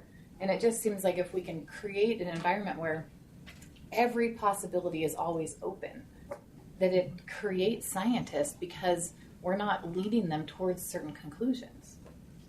And that's one of my biggest concerns, is the way they're written sometimes is leading to a certain comment conclusion. I'd like to address, but give you an opportunity. Tell us your name, please. My name is Melissa Mendenhall, and I'm the elementary science specialist for Alpine School District. And I just kind of wanted to address this idea that these new standards are telling teachers how they have to teach, because I think they have to be careful. That's a misunderstanding, I think. Telling teachers how to teach would say you have to use lecture, or you have to use direct instruction, or you have to use this one certain curriculum. But that's not what this is saying. What these standards are saying is we're looking at research from all the past, plus new research in a meta-analysis saying these are the ways students learn best. And that science has a way of thinking. They think in certain ways. So there's these 3 dimensions of how the discipline of science works. Scientists think through certain ways. They do certain things, and they know certain things. And in the past, our standards have been really shifted to just what they know, leaving out the fact that they think in certain ways and do work in certain ways. An example might be in the past 6th grade standards, before we adopted the new seed standards, for moon phases, we had students memorize, this is a waxing crescent, this is a waning crescent, it happens every so many days, and that's what they knew. Yeah. But what were they really thinking or doing, like scientists really think and do, and what our students need to be critical consumers and be able to go on to college and career fields if they so choose. So now the new SEED standards have kind of that same idea, but what they do is look at these standards are put in that they model to understand patterns and systems. So scientists think through systems. They use models to show what they're doing. And through that, they can say, oh, because I know the position of the sun, earth, and moon at these different times, I'm going to observe this pattern in the sky. Now I can attach a name to that. That's a full moon. But this is what it really means. This is the system that's happening. And, these are the patterns that we're seeing. That's a much deeper way of thinking. And that's really what our students need to prepare them for their future. They can go and Google the phases of the moon. So that's just memorize and regurgitate. But getting them to really think critically is what we need. And understanding these concepts and ways of thinking. And kind of to address what's been talked about with scientists have their own language. Of course they do. Every discipline does. I spent the first 22 years of my life in ballet. I can talk to someone for 30 seconds and I can know, do you really know what's going on or are you faking it? I know. And so, but when I retired from teaching ballet, I taught adjunct at Utah Valley University. I loved teaching, so I wanted to continue. And I saw, every discipline has their own way of communicating. And that's what is in research right now for literacy. That's a big deal. It's called disciplinary literacy. Yes. And it's important for people to understand that, yes, to be able to engage and become members of that community, you've got to understand how they think and how they work, how they read, write, speak, and listen. That's important. And how they do that in science is different than math, is different than social studies. Doesn't mean one's right or wrong, but you can tell if someone has that foundation. And what we don't want to do is disadvantage our students by not allowing them to be able to engage in that, which means that as parents and even as teachers, we're going to have to kind of step it up and start looking at how do scientists communicate? How do mathematicians communicate? We want to move forward. We can't rely on the past. We got to help them move forward to prepare them for their futures. And I think what I like about the standards here is I think they combat what you're worried about. I mean, I know we interpret it a little differently, but to me, like I've seen students, I teach language arts, but my students talk about these and they incorporate them literacy-wise into my class. And I've watched the change from memorizing the phases of the moon to actually asking questions, looking for patterns. And to me, I think one of the reasons I read that standard in the Bio 4 differently is because when you identify patterns, that becomes open. That is self-correcting. That's what scientists do. What I might know today might change tomorrow. And I think these standards say you ask questions, you develop, you plan, you analyze. To me, that's the antithesis of memorization. Nobody's going to tell you what's at the center of the earth because you're going to discover it. And you're going to look at theories and you're going to disagree and you're going to analyze. And I think it's just interesting how people see it differently because to me it does. I agree with you. I don't want anybody telling students this is right, this is wrong. I want them to say, why is this right? Why is this wrong? And is there a chance could be wrong or could be right? Like I want that exploration, and I think we want that in all subjects. It's changing because we want our kids to not just be consumers. We want them to be the scientists, be the writers. So I agree with you, but I see this as doing your goal, and I think that if we're concerned about a vocabulary, what does obtaining, evaluating, communicating information mean? This is free online. Yeah. The research is right there, and it explains it all out. Go to a framework for K-12 science education. Look at it. That's good. And read it. It explains all of that. It talks about this nature of science and how scientists think and communicate. And we want to use that language. If I can, one thing that document adds really specific is, again, the purpose standards are goals. They are the goals we have for kids and student learning. So in the past, we had two sets of goals for our students in our past standards. The ILOs, the intended learning outcomes, which were pretty much almost the equivalent of what we have here as the science and engineering practices. Those were goals. Then we had content standards that were goals.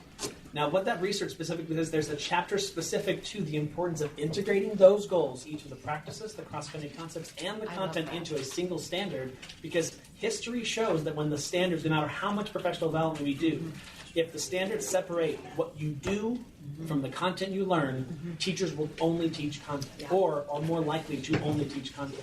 And so that's the shift, adding them to them. And again, it doesn't say how to build a model. We see teachers all over the state building models in so many different amazing ways that they're then sharing with one another. Here's how I did it. Here's how we did it. Here's how my kids decided to do it.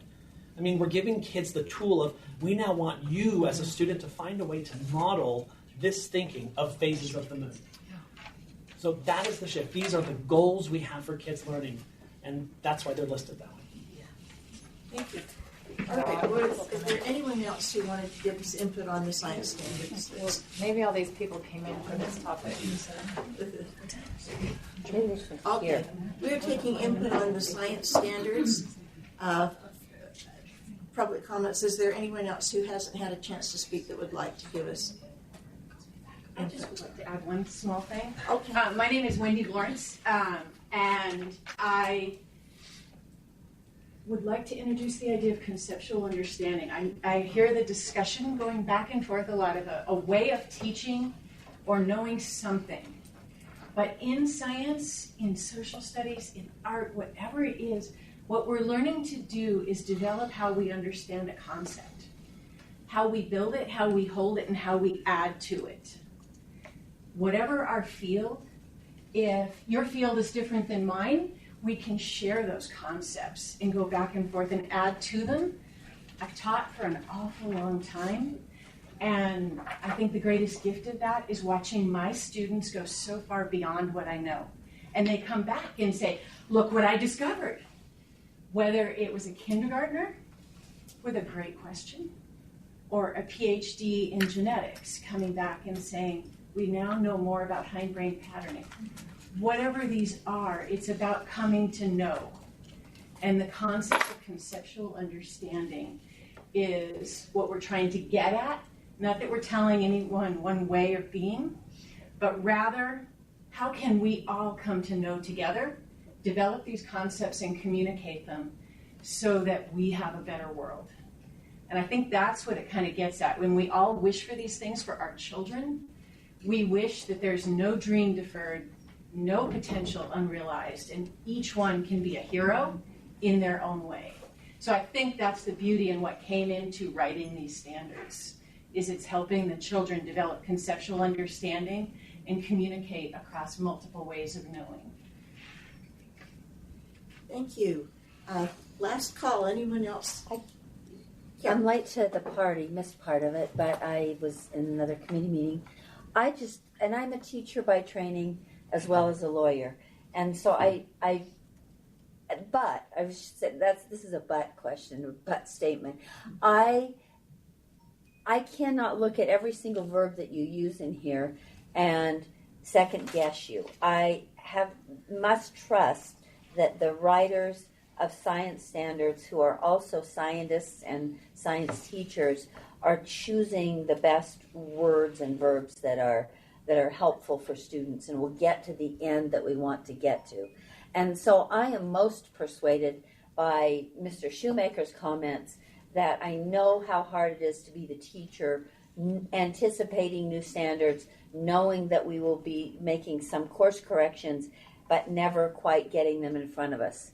And I really think we need to move to that point, and to the extent we have to provide public input, because I think I do agree with Elisa that we are the policymakers, but I cannot pick apart the words because I have to trust you, and then I would have to find every word in all of these documents, make sure that verb is changed, and I just don't think that is my role. I think it's my role to trust your experience in the field, in the recent classroom, and then go with that. So I would like to move forward with these, and if that requires a motion, is that what you're looking for? It's a motion to approve the release of K-5 and 912 science education standards for a 90-day public review. comment period. And that is what I moved, to release those standards for a 90-day public comment period. And we'll gather still more information from still more individuals who are both, who are maybe a combination of parents and educators and policymakers. But I think we need to move forward. I'm appalled. Some of you were not born in 1992, I am sure. And that our standards are that old really does not speak well of us. And if I could just really quickly. Go ahead. One thing that we were able to do with a 90-day review for the 6-8 standards is it hit a lot of these things that were touched, right? Parents were able to say, I don't get this isn't clear, we added clarity. Teachers said, this doesn't make sense, how does this look in my classroom? We added clarity. Specialists from the field were able to say, this isn't clear enough, or maybe this is a misconception that's very common, how do we fix that? I mean, it's a great opportunity. We realize that what we have is a draft, and we're really excited to see and make those changes. We've got to start moving forward. And I feel like this is a scientific concept of stasis, I think. Am I wrong? It's static. Just kidding. Stability is changed. Let's move that forward. Okay, let us place Carol's motion. So all in favor of approving the release of K-5 and 9-12 science education standards for 90-day public review, Janet, say are we aye. going to be able to For speak discussion. to the motion? Pardon me? Were we going to have a discussion about the motion? Oh, excuse me. You've heard the motion. Now I will ask for discussion. Thank you. I'm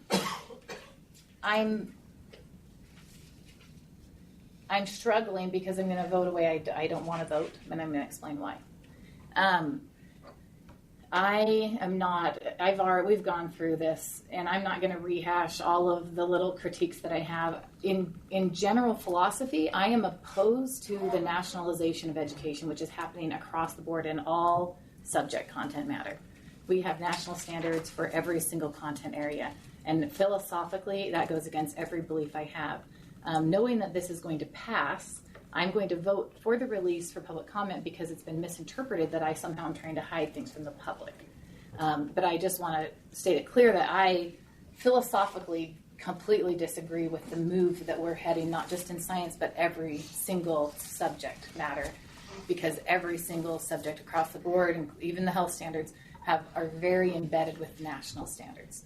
And so philosophically, I'm opposed, but I'm going to vote for the release because I don't want people to think I'm hiding something from the public, knowing that it will pass. And so that's why I just want to explain that, because I am absolutely, this is not the direction I believe we should be heading as a country. All right. So then any further discussion? All those in favor of the release say aye. Aye. Aye.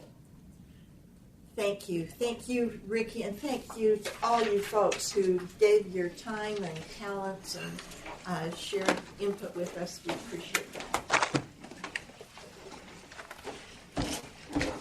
Okay. I'm not done. It was close. I know, but well, we move things around, and I'm like, sweet. I knew there were lots of people who were waiting. Your adrenaline. I was ready, like, I'm going to get beat up for voting for the release, but I don't. I did a lot of research. That was Monday or Wednesday. Oh, yeah. Monday I can't. Wednesday probably. Yes. Oh, no, I'm not. I get beat up because so it doesn't matter. You don't get news articles about you. I do. And Kate was. Yeah. Well, she's got a few.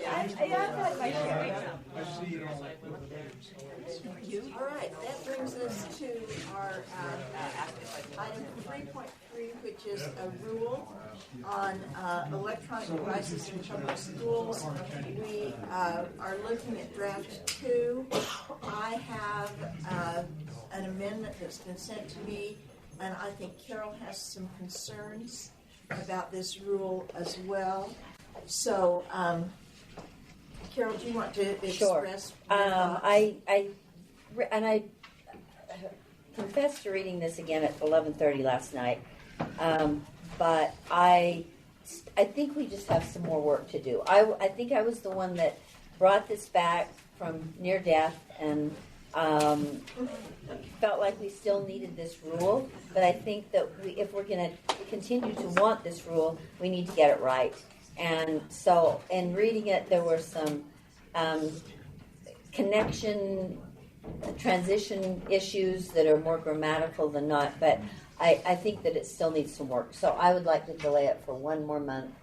And there were more than just phrases that we could add in amendments. So I'd like to delay it for 1 more month.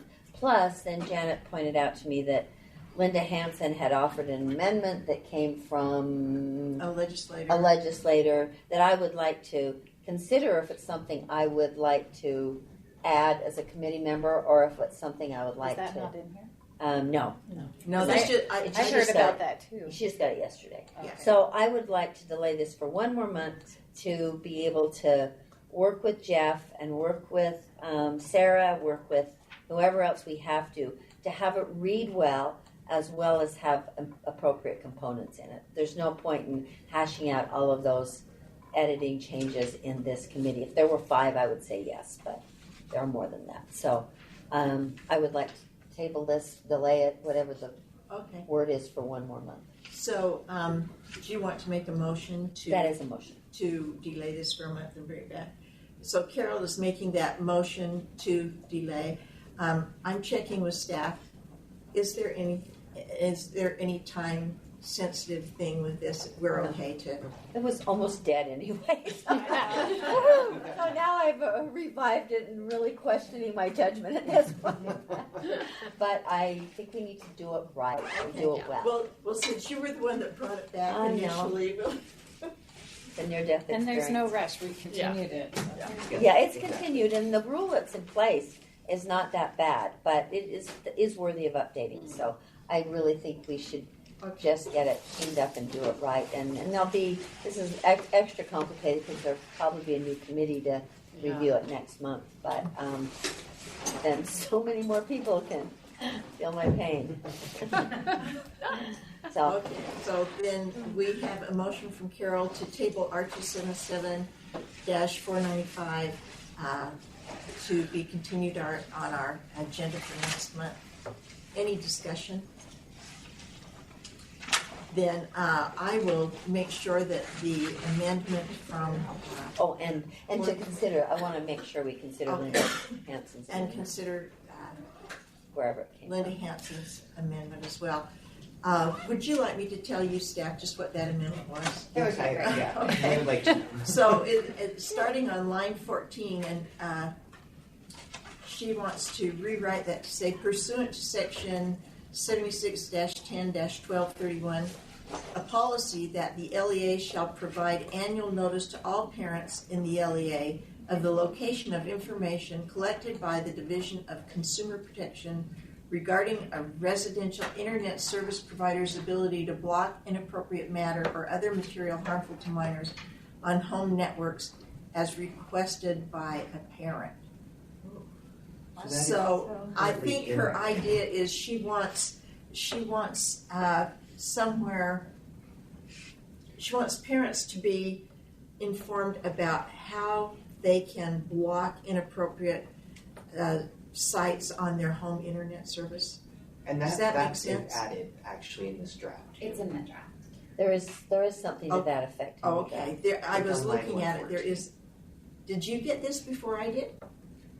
Yes. This actually, I don't know if any of you recall when Linda emailed the board a while back saying that her and Laura had met with Senator Weiler regarding some provisions he wanted to add. This is what I was told. And my request would be that we look at that. That seems like an not understandable run-on sentence. Right. I thought, I know what she told me, and it's a little hard to. So let's actually put it in language that is user-friendly. If we want this to be for information that parents can then receive and use, let's see if we can write it a little more. So that's not a surprise to you folks. So, and I have a modicum of reservations about, is it the board's responsibility to tell parents how to filter information on their own home system and devices? I question that. So I'd like to explore that, but I certainly doesn't need to be so grammatically That's going to make people like up in arms if you awkward and tell long. them how to do What, things. yeah, so I think we need to consider And that. people's opinions about what's appropriate is so different. Uh-huh. So I have some reservations philosophically, but I don't have any reservations grammatically. It's bad. All right, well then, let's place the motion to table. Any further discussion? All those in favor of tabling till next month say aye. Aye. Okay, thank you. That brings us to item 3.5, board policy 5009.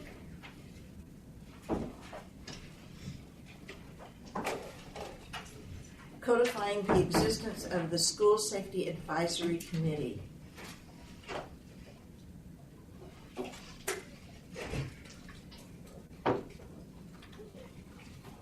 Christy and Jeff, Yes. do you want to present this for us? Sure. I can go ahead and get started with what you have before you is a fairly simple policy, just codifying what has already been going on. As most of you recall, Senator Milner, probably back in August, maybe September, requested that several groups, including USBE, get together to discuss the issue of school safety. There were several groups going in their own directions. She wanted everyone to get on one page. So in order to accomplish her request, which we reported back to the legislature in October, we formed the School Safety Advisory Committee that took in all of these entities, and we formed, actually made a huge list, Patty can speak to as well, about all the potential different constituencies and trying to distill down a workable sized group that could represent all of those constituencies. We met, that has resulted in a draft bill from Representative Ward, which you may be familiar with or have heard about. And in moving forward, it was discussed that we wanted to formally codify this committee and continue moving forward, as Representative Ward's bill is not the destination, obviously. This is still a journey that we're on. There's always new issues with school safety. And so you now have before you the policy as a result. Let Christy speak to any other detail.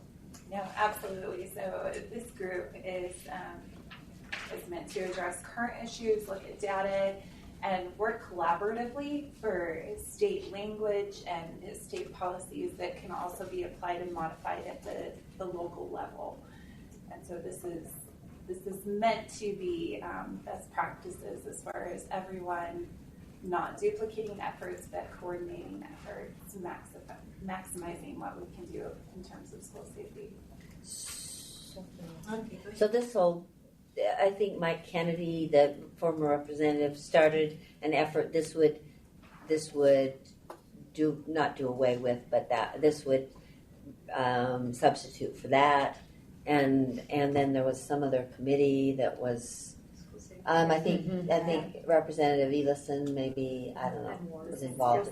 So this is just bringing all of those committees into one place. Is that right? So to provide further clarification on the makeup of the committee, all of those entities, which was UHSAA, the governor's committee, we had the schools, the boards committee, Kennedy's committee, and then USBE.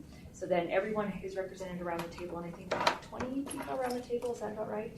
Said 16 members. 16. Well, then we have members. Okay. Yeah, and then we have USBE staff as well. Oh. So within that committee, then each one of those then represents. Let's say that if it was the law enforcement committee, then they also have a table. So the law enforcement members will go and have a table with UHP, Salt Lake. So they have a table that they represent of community stakeholders that they bring that information back. So the committee could be up to like 100 members if we counted everyone around the subtables, and so really finding a way to have that voice heard at the larger committee. I get. Thank you. That's helpful clarification. I totally agree that there were just so many. It was the flavor of the month, and I'm glad that it's been consolidated. Good. Thanks. Okay, Lisa. So I'm looking at the voting members, and these, who initially decided that these are the people on there? Because I'm concerned that we have a lot of representation from organizations, but in the general populace, none at all, or no student representatives. So one suggestion I would have, the bigger meeting is never a good idea, but I don't know who to cut. But we have this student advisory council that we've just created. And then I am concerned about the lack of parent representation on here. And also, I guess the School Boards Association, but I don't even see any teacher representation on here. And the entities that have to deal very closely with student safety what does a teacher do in the classroom? They know maybe they don't want another thing, but in practice, they're the ones having to practice. Parents have a huge interest in what practices are being put into place. And I hate to add more people, but I'm really concerned that there's no representation of those. So I'd like to address Okay, that. well, those three, student, parent, teacher. Yes, absolutely. And as part of the model for this group, each of the members, as Patty explained, has their own subgroups that they go back and receive feedback from as far as what's being dealt with within that committee. And I know on my committee, I have a representative from PTA, who's the parent voice. Oh, so mine is the education work group. So, and I'm part of this committee. And so it's one of the constituents that I go back to and receive feedback from. Would you like to see the subgroups? Because I'm looking at the list of the 16 council members and where they come from. How do I know what their subgroup is? What is your designation on this council list? So I'm under one, which is 2 representatives from the Utah State Board of Education. I thought those would be board members. Well, there were 2 board members. We do have 2 board members. And they're going to go, both of them are going away. And can I just put in a plug for myself? To be on this committee, because I don't do that. So, yeah, there are 2 board members, but you're staff. I am staff, yes. Yes, staff. Yeah. Oh, okay. And the board members were Terrell and Linda. Oh, so Linda's. Oh, Linda's. I thought Kathleen was one. No. And these 16 members that are on here were put before the board when we talked about the committee, and that's what. So we had this approved, and at that time we showed the subgroups, but we can add that to this documentation. Yeah, sorry, because I don't know. Yeah, I don't remember that conversation. And so, and that was when we came to the board prior to going to the interim committee, so that everyone knew what was happening, and then prior to actually having the first committee meeting. I do. So, but we can get that to you as well. But I think, board member Ellis, I think that what you're speaking to is at what level. So should they be a subgroup or should they be a primary voting member? So that's a different conversation. Mm-hmm. And so with that, if you would like for us to reconsider, my question is, do we need to bring it back to the board to say who else should be on there since this was kind of already approved, or do we just decide that here and then move forward? Is there a rush? No. Because maybe, if you've already presented the subgroups, I can go back and find it, but I'm just wondering if we look at it again next month, because maybe we feel like the representation is there that way. Yeah. No, we can do whatever you guys want. When is the next committee meeting? That might be the only rush. December 12th is the next, but we've been. But they already have. And it's not dependent on this document at all. So it could possibly, the next committee meeting, there could be somewhat adjusted membership. Is that what we're thinking? Yeah. So this just codifies what's happening. Mm-hmm. So whatever you guys would like to have. Let's see. Sarah. Are you ready for public input? Yes, Sarah. I just realized how comfortable this committee is. Thanks, come right here. Oh my gosh. Close. I appreciate the conversation about inclusion of who's on the committee, because I had a conversation with Jeffrey about that the other day. There is not currently, unless this is considered the access committee, anybody representing employees in the building. Mm-hmm. Kind of that first line of who interacts with students daily: a bus driver, paraprofessional, a social worker, a teacher, a principal. Those are critical people who are interacting with students daily. Boards. Right. Charter boards, school boards. And so I think you really can enhance representation and get a totally different perspective. So then that kind of brings the question of, would you want to appoint an individual teacher or someone that represents the constituency? Because I've heard the constituency word used a lot. And so we'd advocate for groups that can represent a constituency, meaning that UEA could go back and gather input from thousands of members versus an individual teacher maybe having a harder time gathering that input. So kind of consider that as you're thinking about the constituency groups. And I'd also just put out there the Ray Ward bill that was presented at interim in November actually mentions a lot about school employees on these threat assessment teams. And I'm meeting with Representative Ward coming up this week, but there are issues about current district policy that exists for school employees. So anytime you're now talking about safety with students, that's one issue, and safety with school employees, that's another issue. So I would encourage you to broaden the constituency, think very carefully about how you get the most input that you need on this in ways, if you're going to be setting policy, that you're really getting the input that you need. So I would hope that you'd come back with a broader constituency. I think that's very good input. Thanks, sir. You brought up entities that I hadn't considered, but having, probably they all have an association. I know there's associations for everything, but realistically getting all of those associations a seat at the table. So I'm just wondering if we create, do we have any say over the subgroups? Probably not. They were their own entities. Because if we took some of these subgroups and combined efforts, so school personnel, so There's that employees. There is Personnel that aren't teachers. There's a classified employees. right, like the association. secretaries are often kind of the first, right at the door, and that's like one of the. If you have an incident, that's a scary place to be. So there's it's like you have a parent-teacher association, maybe that would be the best place to find a parent, or the school employees association, which are the non-licensed employees, or the teachers association, which are the principals association, would have reach to those broader constituencies where they're having regular meetings and you get input. Gerald. Well, and as I looked at this, and you make a good point about this, and I hadn't really thought of it, but there's not one person on here, and I hesitate to say that absolutely, but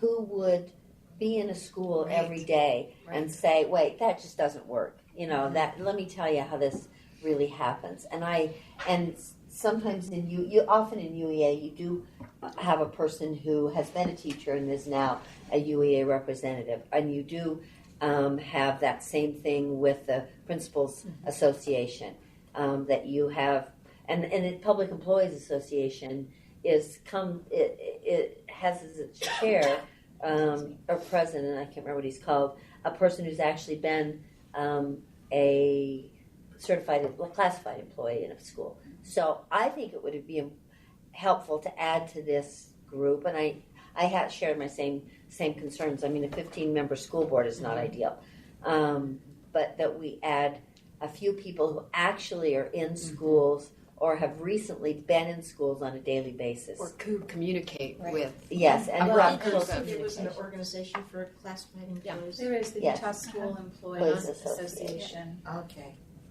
Thank you. Jenny, did you have a... No, I was just going to say, like for UEA, for example, the people at the UEA office might not be in the classroom, those very few, but, teachers are communicating to them.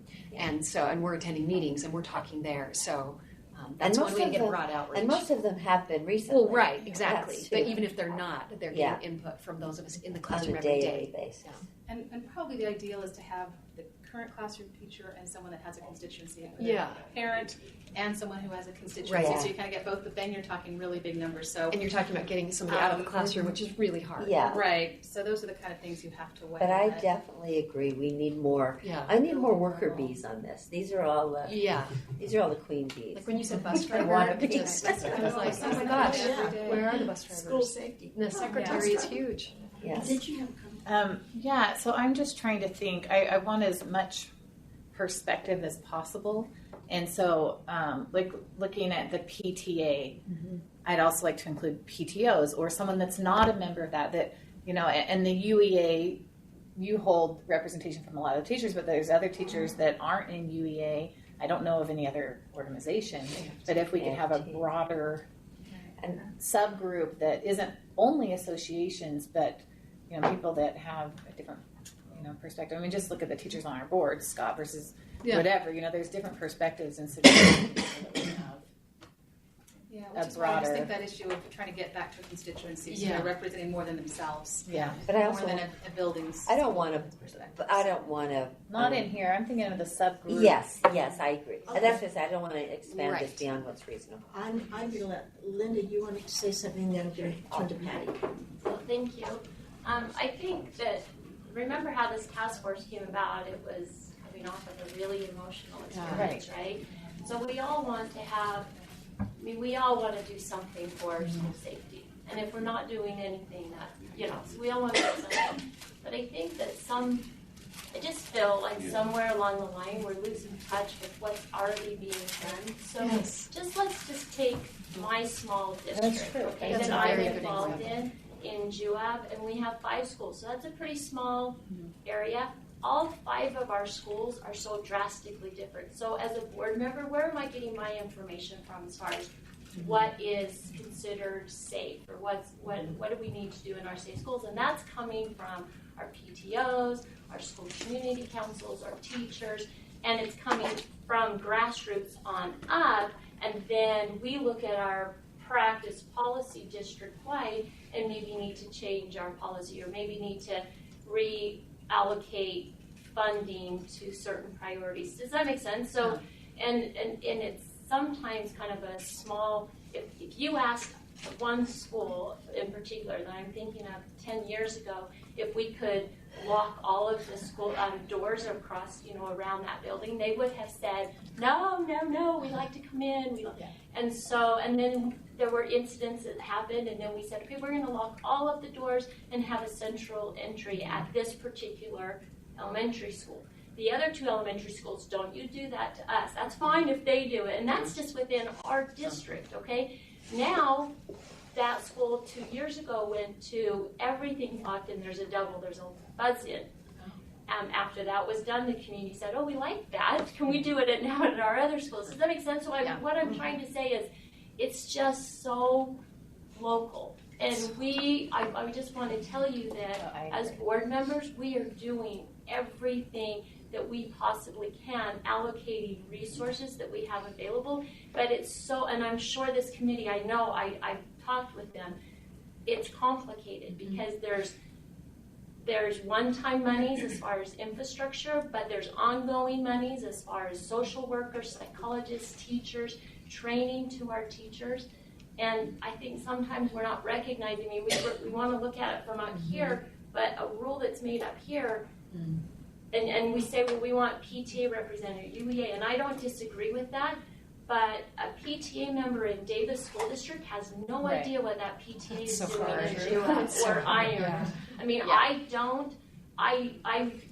live in JUAB, I'm on the board, I teach in Nebo. Those 2 districts are drastically different in how they approach school safety and, and none of it's wrong and all of it's great. And are we doing everything that we have possible?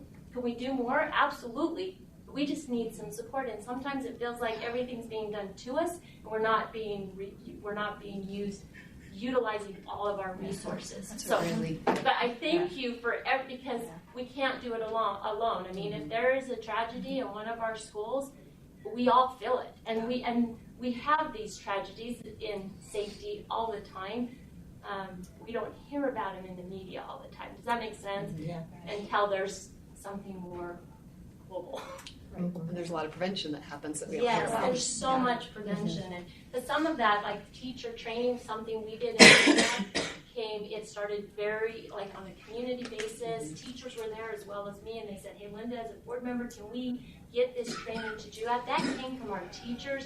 We did that training, and our teachers have thanked us ever since. Now, did that hit the media? No. But we're doing things all the time. And so anyway, I thank the committee for what they're doing, but with that, just remember, kind of maybe think bottom up and top down and where that kind of comes together. I asked Christy if she would put up the subgroups that are up there. And so we can't really see that. No. I can't see that. That was nice. So thanks for that, Christy. Is there something on the board? Okay, but with that, I don't think that, I'm not sure what you guys would like for staff to be doing right now, but maybe we can look at this further, the one thing that I wanted to bring in is that when we combined all of these individual committees that Senator Milner asked us to do, she put it as USBE's responsibility to convene this group together. When we convened the group together initially, the heads of those groups that were reporting out individually said, here who are the stakeholders. At one time, or at several times throughout the discussion, they said, whose responsibility is school safety? And at some point, some people will disagree that it's USBE's responsibility to even be in the business of school safety, and they might say that it's Department of Public Safety, they might say that it's DSAMA, they might say that it's, and so a major part of the discussion is being able to rely on the committee to balance that. And for example, there's different standard response protocols. Davis School District has, I think, 14 or 16 municipalities alone in one district with different standards response protocols.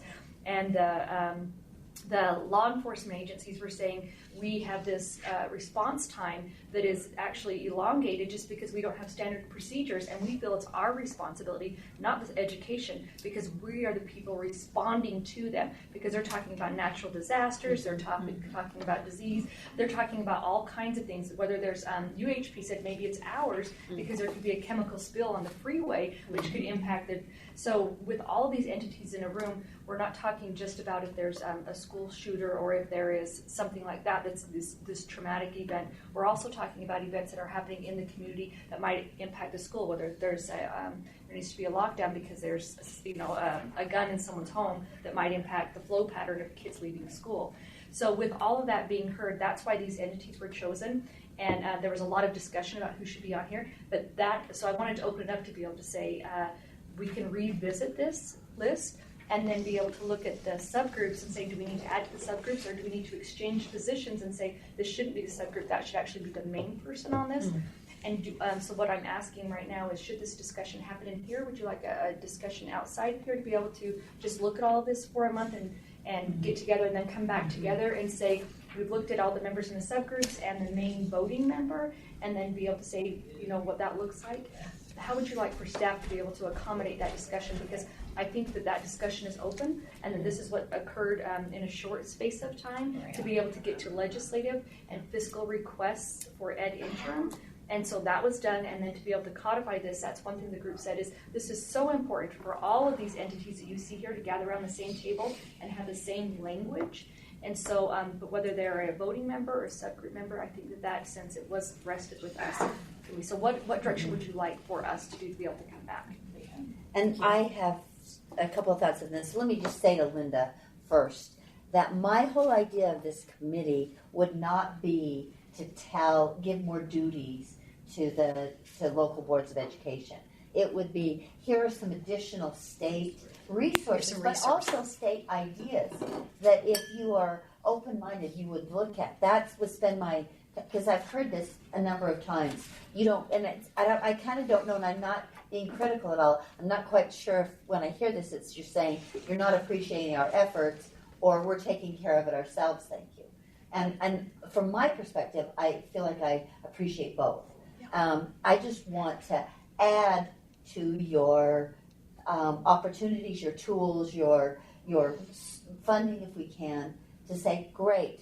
But it's interesting, I have to tell one story. I just heard, day before yesterday, despite all of this and all these lockdown patterns, which I personally am not a fan of, about a parent, a very angry parent who was mad about a student who they'd gotten in an accident in the school parking lot. It's the parent's fault, actually, but he found his way into that student's classroom where he confronted the student.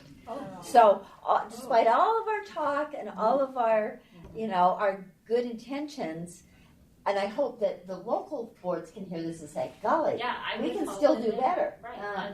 And that's why I want to say that to Linda. But I would like, in response to Patty, I would like us to revisit as a board who's on this committee. And yes, it's going to be a larger group maybe, but I think Elisa had some good ideas. I think we also have to be realistic about constituencies, even though we'd like a real life teacher and a representative of a teacher association, a real life janitor, or a representative of the Classified Employees Association. I think we've got to be realistic. I I think my druthers would be, and tell me if this is completely out of line, that you have a meeting with your staff people and revisit it with you communicating what this committee has said, and take it to the December 12th meeting too.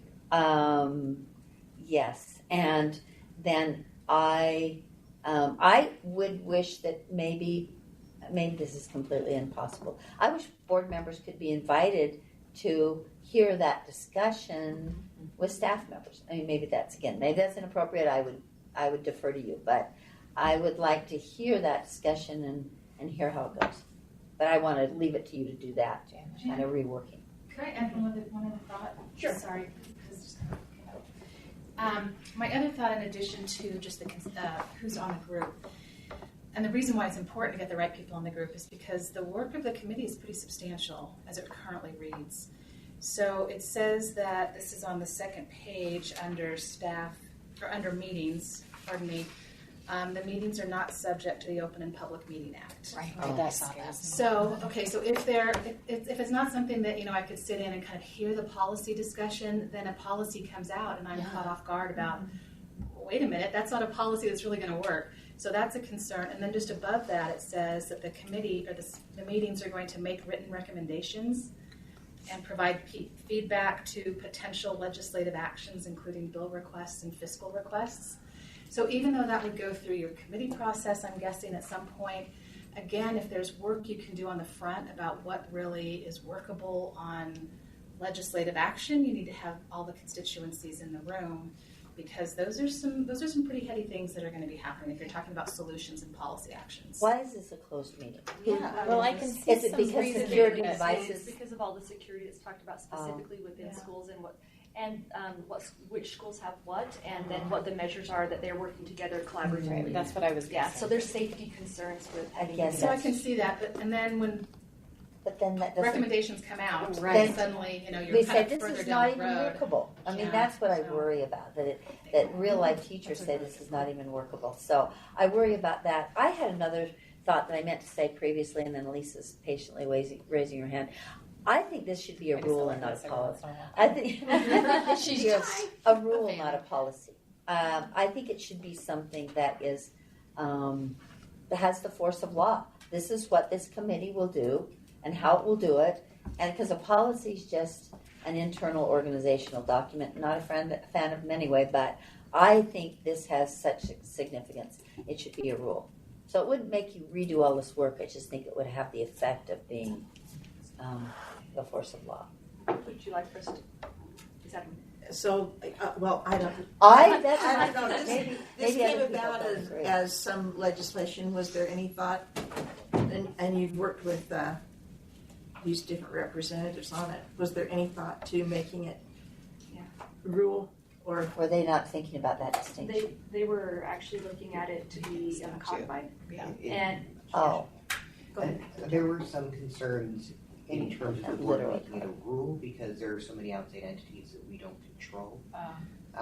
So we can't really compel them. We could compel ourselves to seek them out in membership and joining us, definitely, but we couldn't necessarily compel them to be a part of that. The structure, which we have been asked to provide, is under the authority of the board. So the structure of the committee and the meeting, so it's not really I'm not looking to, I don't know how to say this exactly. The reason I like it into a rule is it makes the structure then into a rule under the board, which I actually prefer. So much static everywhere. Yesterday was so annoying. You mean stasis? Yeah. That wasn't me. That wasn't me yesterday, by the way. I was not on that. I think it was our audio.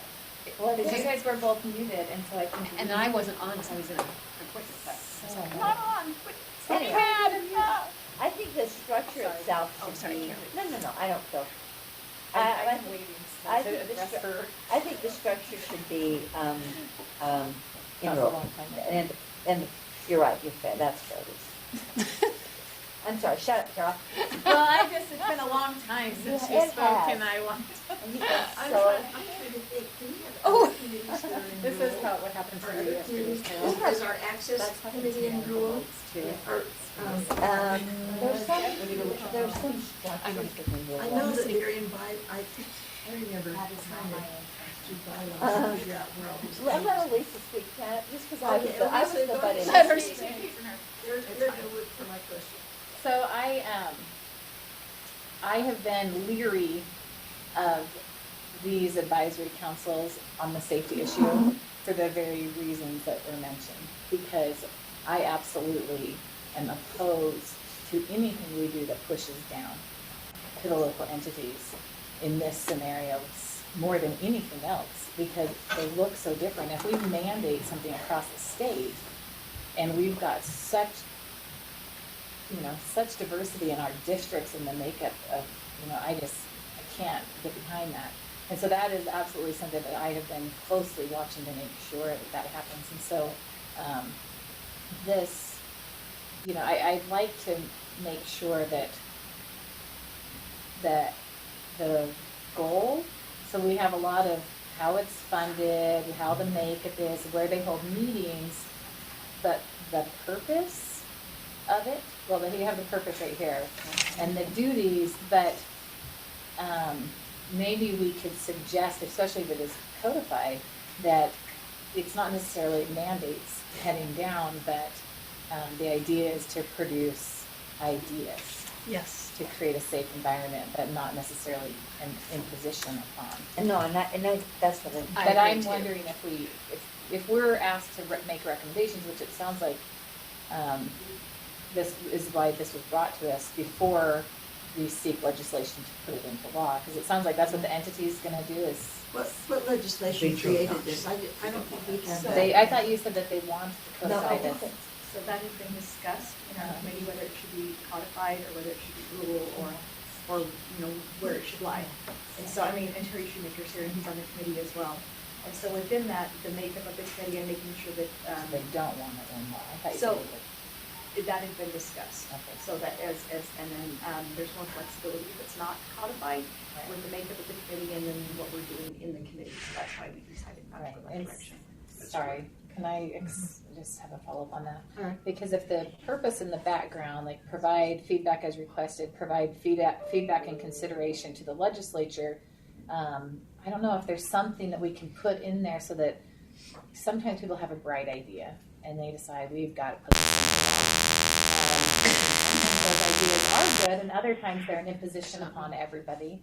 And so I'm just wondering if we can put here somewhere, if the idea is not to put it into law, there's still the provision that the idea is to give consideration to the legislature. And so if there's some sort of a purpose statement about, that this body, and maybe they won't agree with me, maybe this body does want to put something into statewide, that, without having open meetings, it's concerning that then they take something to the legislature and we all of a sudden have a bill that then pushes down mandates across the state on certain things. And so I don't know if I'm making any sense, but I'd like to see something in there that shows the intention is not to push measures across the state that are. That's precisely why I don't want it codified. Because But I'm not saying not. I'm saying in this policy or whatever it is. But I'm saying so that they know. And I think we can state a stronger purpose, but there's nothing in the stated purposes that said these things will be mandated. No, but they're be talking about sending considerations to the legislature. Well, which only if it's for funding. Well, it doesn't say that. No, but it could be. But I'm saying it only could be for funding. I don't think right. So what I'm saying is if we can create more clear language so that we know we're not. But I just to be really clear, I don't want it codified. I would prefer it in rule, just the structure, not just the structure, so that it has some kind of legal status. So I don't want it codified. I would like it to be in rule rather than policy. I would. Even with the idea that there are security devices that may be discussed, I still think an open meeting is maybe a better approach, because then the people who would like to attend could attend. So I think that's Carol, what you're saying you don't want it codified, and yet this is coming from legislative direction.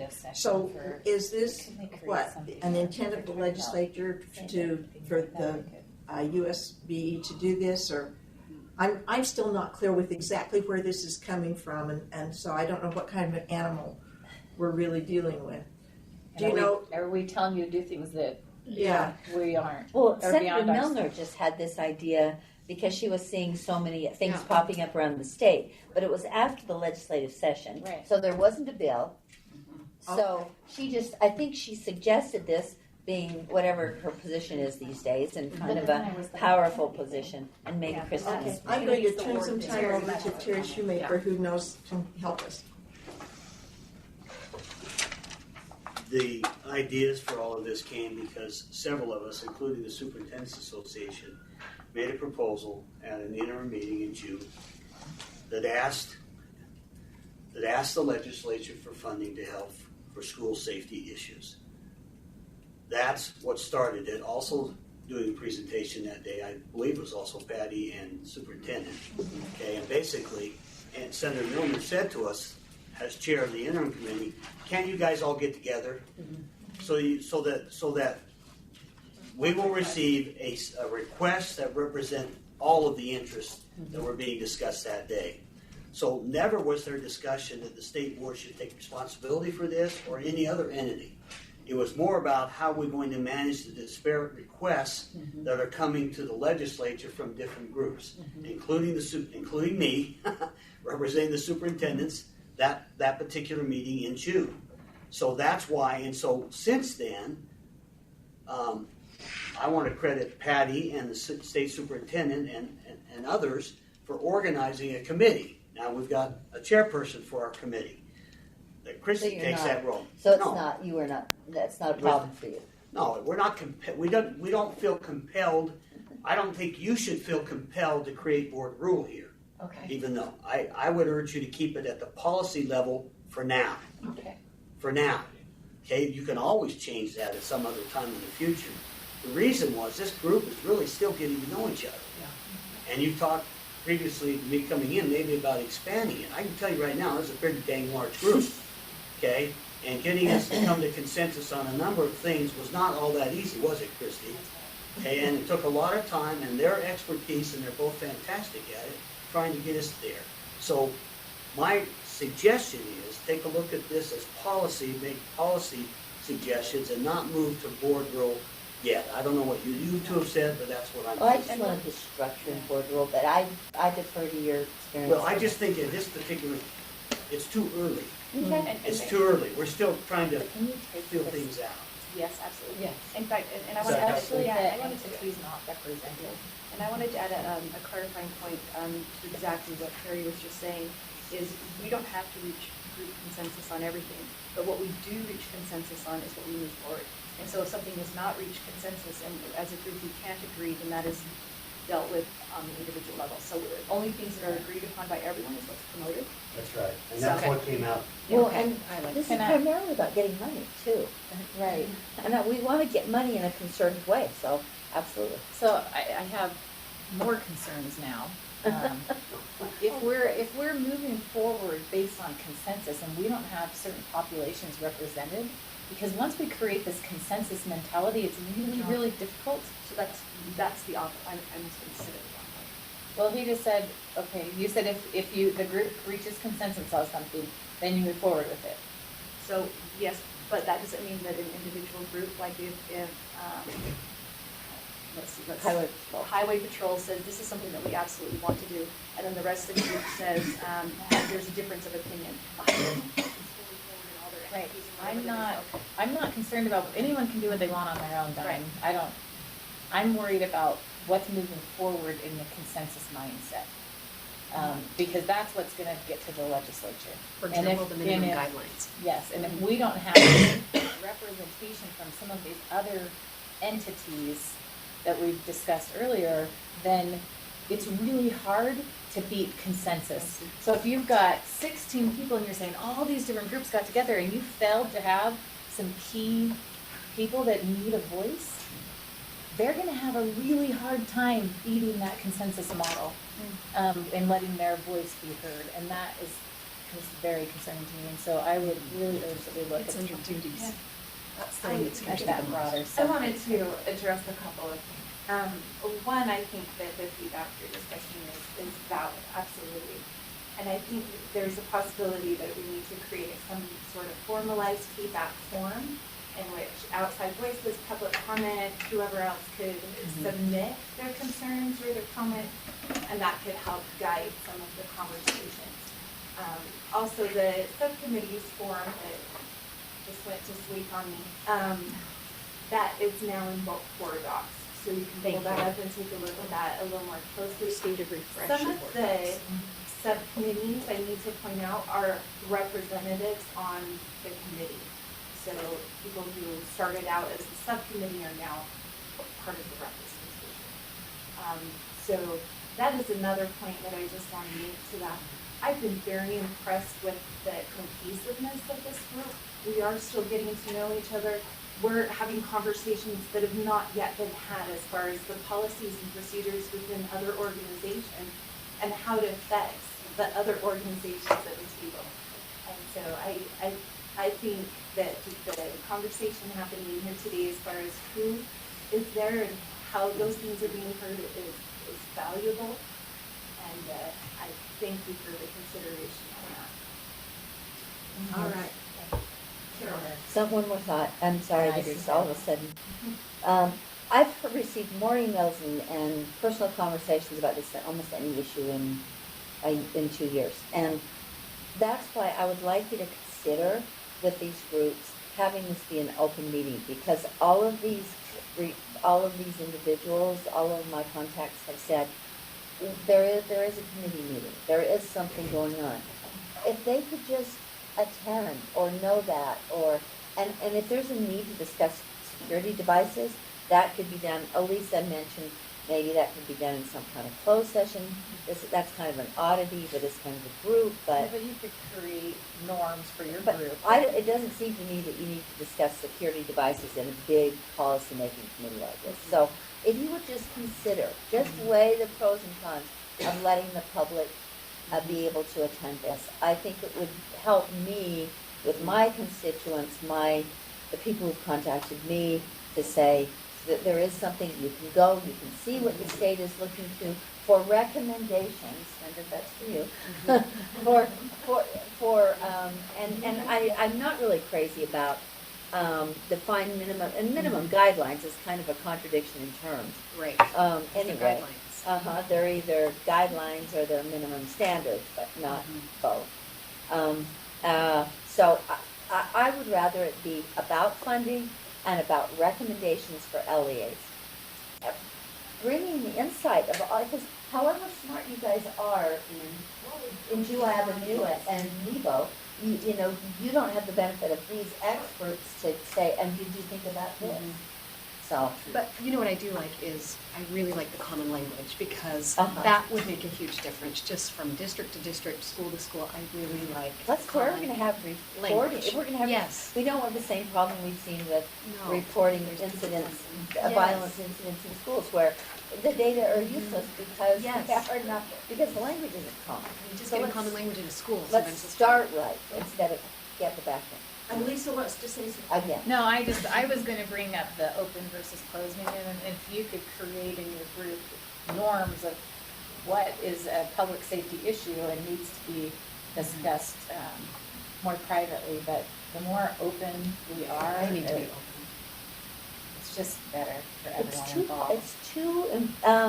It's too important of an issue. And I would recommend, if we're the ones that were tasked by Senator Milner to kind of host it, if they could be the same media outlet and use the boardroom so that you don't necessarily have a bunch of people trying to butt into the meeting, but they can observe, they can go back and listen to the conversation, and then if you need to close it down, to talk about specific things that someone has discerned. And probably the law enforcement would know when those are public safety risks, or someone could help you come up with a list of things that, okay, when we get into these discussions, we need to not just have an open. Yeah, I think we need to look at the Open and Public Meetings Act to see what would be, if that is covered, that kind of sensitive. Well, information is It covered is. under the. Security devices. Security devices. Is one of the Okay. things. Well, Deployment of security personnel is covered under. But it, So that's gonna work. but if they're If you want not, it. if they were, Yeah. if they were saying that they were gonna have a closed meeting, which that's what the board policy was saying, it doesn't mean that it's necessarily subject to open and public meeting acts if they choose to have open meetings. It's just an entity that may not be subject to open and public meeting acts because you only have two elected officials. They can make their own norms. Right. And you can use that as a guideline, but. Okay, good. As I look back at the discussions that did occur, we could, I guess, strip them of identity when we're speaking about them. We're going to just need to talk with the members on the committee when they represent an entity, where they were saying in my district or in my locality or in my, to not be specific so that we're not knowing what their protocols are or what they're doing behind the scenes for safety reasons. We really have to have some good conversations about stripping the conversations and de-identifying. Well, maybe you'll conclude that it's just too hard and it's a better. I'm just saying, all of us are saying in this committee, we would like, it would put people's minds at rest. We only got 2 board members and we all want to be on it. Yeah. So It never, I love that. I'm so happy. it never makes me, it never makes me happy to tell a constituent, sorry, this is a closed meeting. We already have done a couple things when I've been on the board that have been a kind of secretive, strong-arm things, and I don't ever have those. We just think as someone who is here all the time, trying to help influence policy in a positive way, I don't see how that happens here. Because the way I read the process right now is this committee makes recommendations to the legislature. I don't know where the board is in that. I don't know if things go back to a committee process. I don't know if things are going to be going through a rulemaking process. I don't know where all the policy-making input is once this committee makes some recommendations. So that's really unclear for someone who's trying to, have some damn policy. But we can't tell them to do that. I guess that's why I like that rulemaking idea too, is because, you've got a process that allows for hearings, that allows for public comment, that allows for, that's kind of, I guess, what it's recommended. I think it causes a lot of anxiety to think of just this closed meeting and suddenly here are guidelines for Yeah. you. Nobody's been part of the discussion. It causes anxiety. Well, it sounds to me like we're not ready to take action on this, and that there are a lot of concerns that have been raised. I think that's wise, actually. Yeah, so I think, can we send this back to the drawing board, and will you take our input and see what you can come up with? I've taken a bunch of notes that I'll be looking for when it comes back again, so. All right, then, thank you for Do we need this. to move that, or is it just? I don't think we need to move it, it's not Right. an item, so we'll, I will make a motion that staff, considering the discussion we've had here today, revamp and bring this back to committee. All in favor, or is there discussion of that motion? Yeah, all in favor say aye. Aye. All right, that concludes our committee meeting agenda. Would someone like to make a motion to adjourn? I do make that motion. Okay, motion to adjourn. All those in favor say aye. Aye. Thank you.